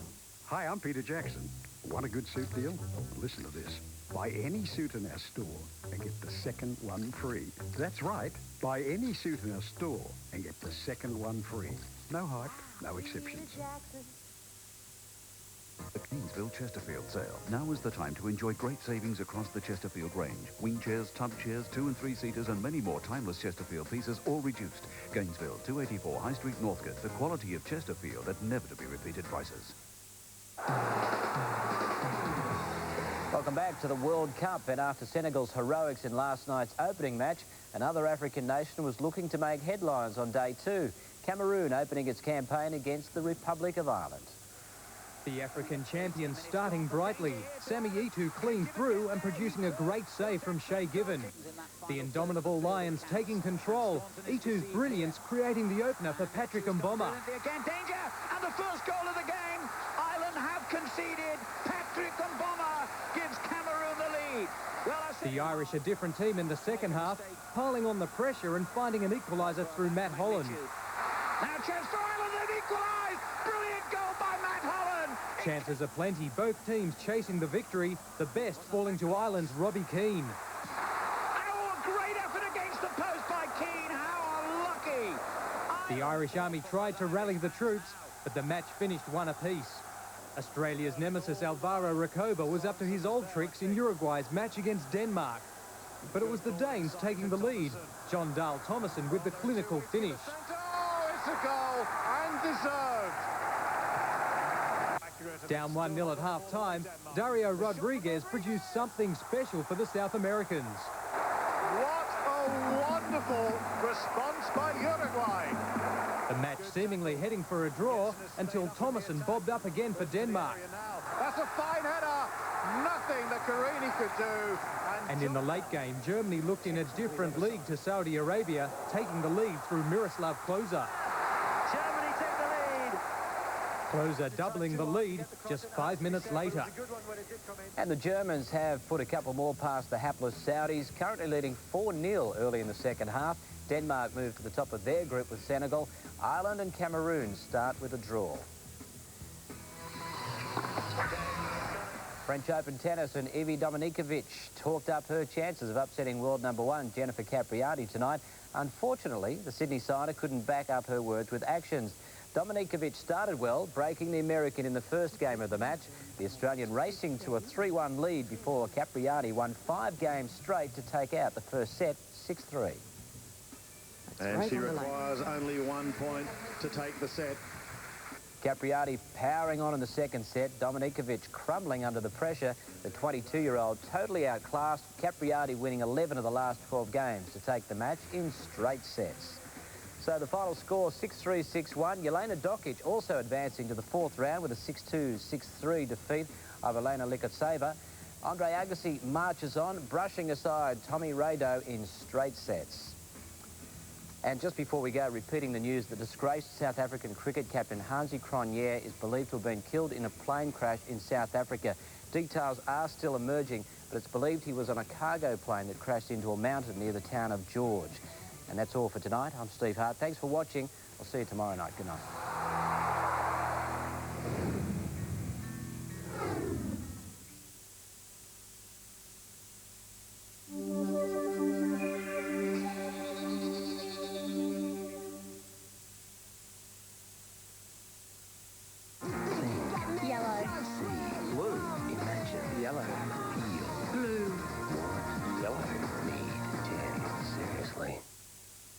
Taxi Driver is classified AV and is recommended for viewing by mature audiences. It contains strong violence and very coarse language.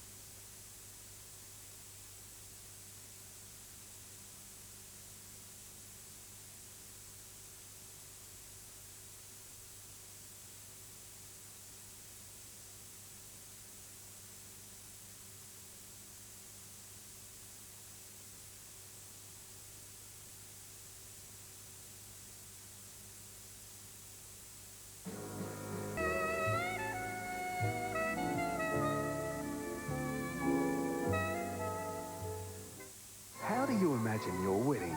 Something small, something big. Something dramatic to go with us being nude. Okay, what?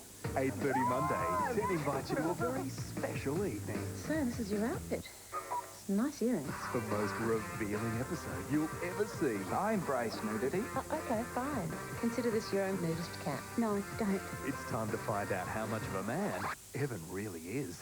When Verena presents The Secret Life of Us, Monday on 10. Hurry, for this month only, save up to 50% off everything in Light Up Australia. Halogen downlight complete with globe, 50% off $9.90. Adjustable halogen downlight with globe, 50% off $14.90. Philips or Osram halogen globes, 50% off $2.90. Large bunkers, 50% off $15.90. 500-watt halogen floodlights, 50% off $9.90. Hurry, save up to 50% now. Bargains for builders at Light Up Australia. Check the yellow pages or ring directory assistance for locations. Don't spend all weekend looking for the car you want at the price you want. See 2,000 cars in 2 hours at Car City. So many cars it'll make your eyes... Small cars, big cars, sporty cars, four-wheel drives. Car City has them. No need to drive all over town searching. They're all here. At prices so low, your eyes will... Car City prices are hot, hot, hot. And they won't cool off over winter. So hot your eyeballs will... Car City. It's like a sale every day. 415 Marunda Highway, Ringwood. Car City. Johnson's pH 5.5 Instant Foaming Facial Wash with AHAs. Smooths away dull skin, then gently cleanses to revive skin radiance. Johnson's pH 5.5. Great skin, no matter what. You can't eat a Hungry Jack's Whopper in the ordinary way. You've got to hold on with both hands, spread your knees, bend forward at the hips so you miss all the drips. The burgers are better at Hungry Jack's. What he thought was an accident has become a warning. 99 will die. That only he can stop. I can stop this. The Mothman Prophecies. In cinemas now. Up and Go is a real breakfast with a real difference. It delivers the goodness of 2 wheat bix and milk in a delicious creamy smoothie you can enjoy anywhere. Real breakfast, real fast, for when you have to up and go. Decisions. Every morning it's the same problem. Too dressy.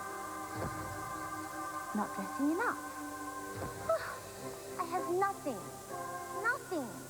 Thank goodness for Philadelphia. With 60% less fat than butter or margarine. It's one less decision I have to make in the morning. Philadelphia cream cheese brings a little taste of heaven to your morning. Thank God white's my colour. Sorry. Hurry, for this month only, save up to 50% off everything in Light Up Australia. Halogen downlight complete with globe, 50% off $9.90. Adjustable halogen downlight with globe, 50% off $14.90. Philips or Osram halogen globes, 50% off $2.90. Large bunkers, 50% off $15.90. 500-watt halogen floodlight, 50% off $9.90. Hurry, save up to 50% now. Bargains for builders at Light Up Australia. Check the yellow pages or ring directory assistance for locations.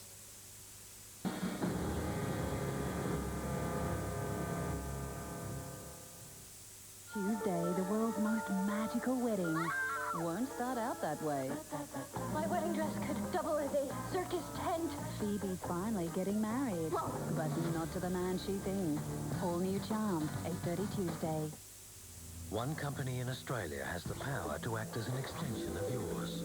It can handle warehousing, inventory management, fulfillment, deliveries small and large, payments, even returns. It also gives your customers access to 4,500 offices Australia-wide and can make deliveries across Australia and around the world. How? With the power of post. My father died young, and when I found out I had a cholesterol problem, I just thought, well, I'm not waiting around for it to happen to me. So I started using Flora Proactive, which actually reduced my cholesterol absorption. With Flora Proactive, I'm down from 6.5 to 4.5 in just 3 weeks. Now I'm doing things I've wanted to do for years. Flora Proactive actively reduces cholesterol absorption.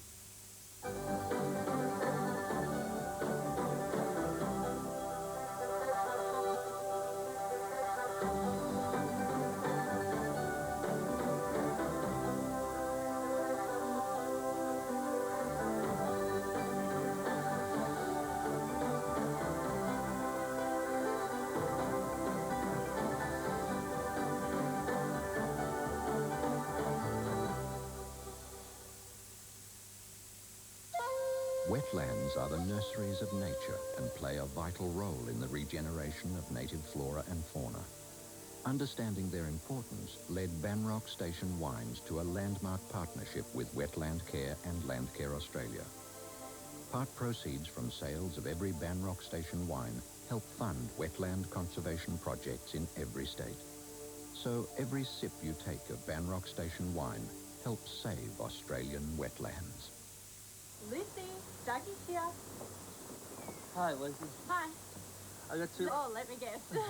One chicken tandoori, one Ria Fiesta, both on the new Perfecto base, and some pepperoni dipstick. All for only $19.95 plus my delivery fee. So will I see you Saturday? That depends. On what? On whether I order pizza or not.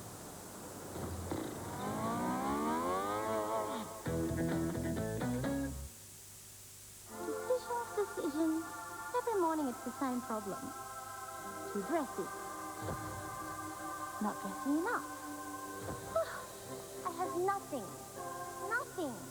Thank goodness for Philadelphia. With 60% less fat than butter or margarine. It's one less decision I have to make in the morning.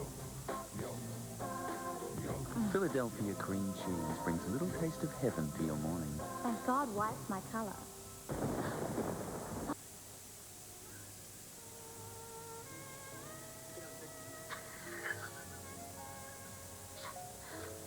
You don't have to answer.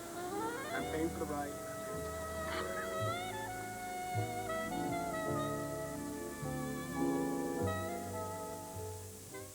Being beggar is tough. You ever thought of giving me a little more respect around here? Well, I thought about it. But being a doctor is even tougher. Hey, Doc, want me to take my clothes off? Because that's no problem.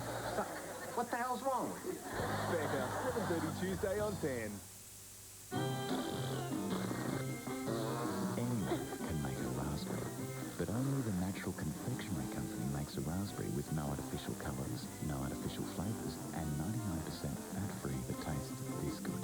Every week, big Brother is just chockers with raspberries.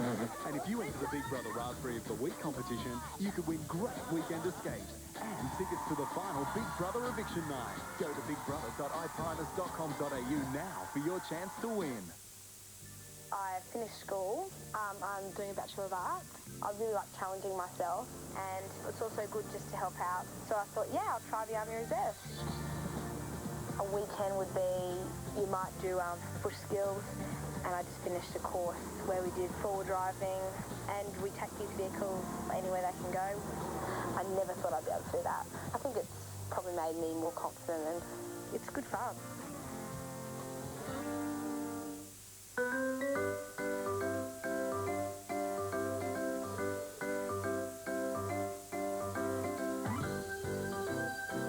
The characters of Sesame Street have arrived at McDonald's. 12 colourful characters to collect over 4 weeks with a McDonald's Happy Meal. The Sesame Street McDonald's Happy Meal. Brought to you by the letter M.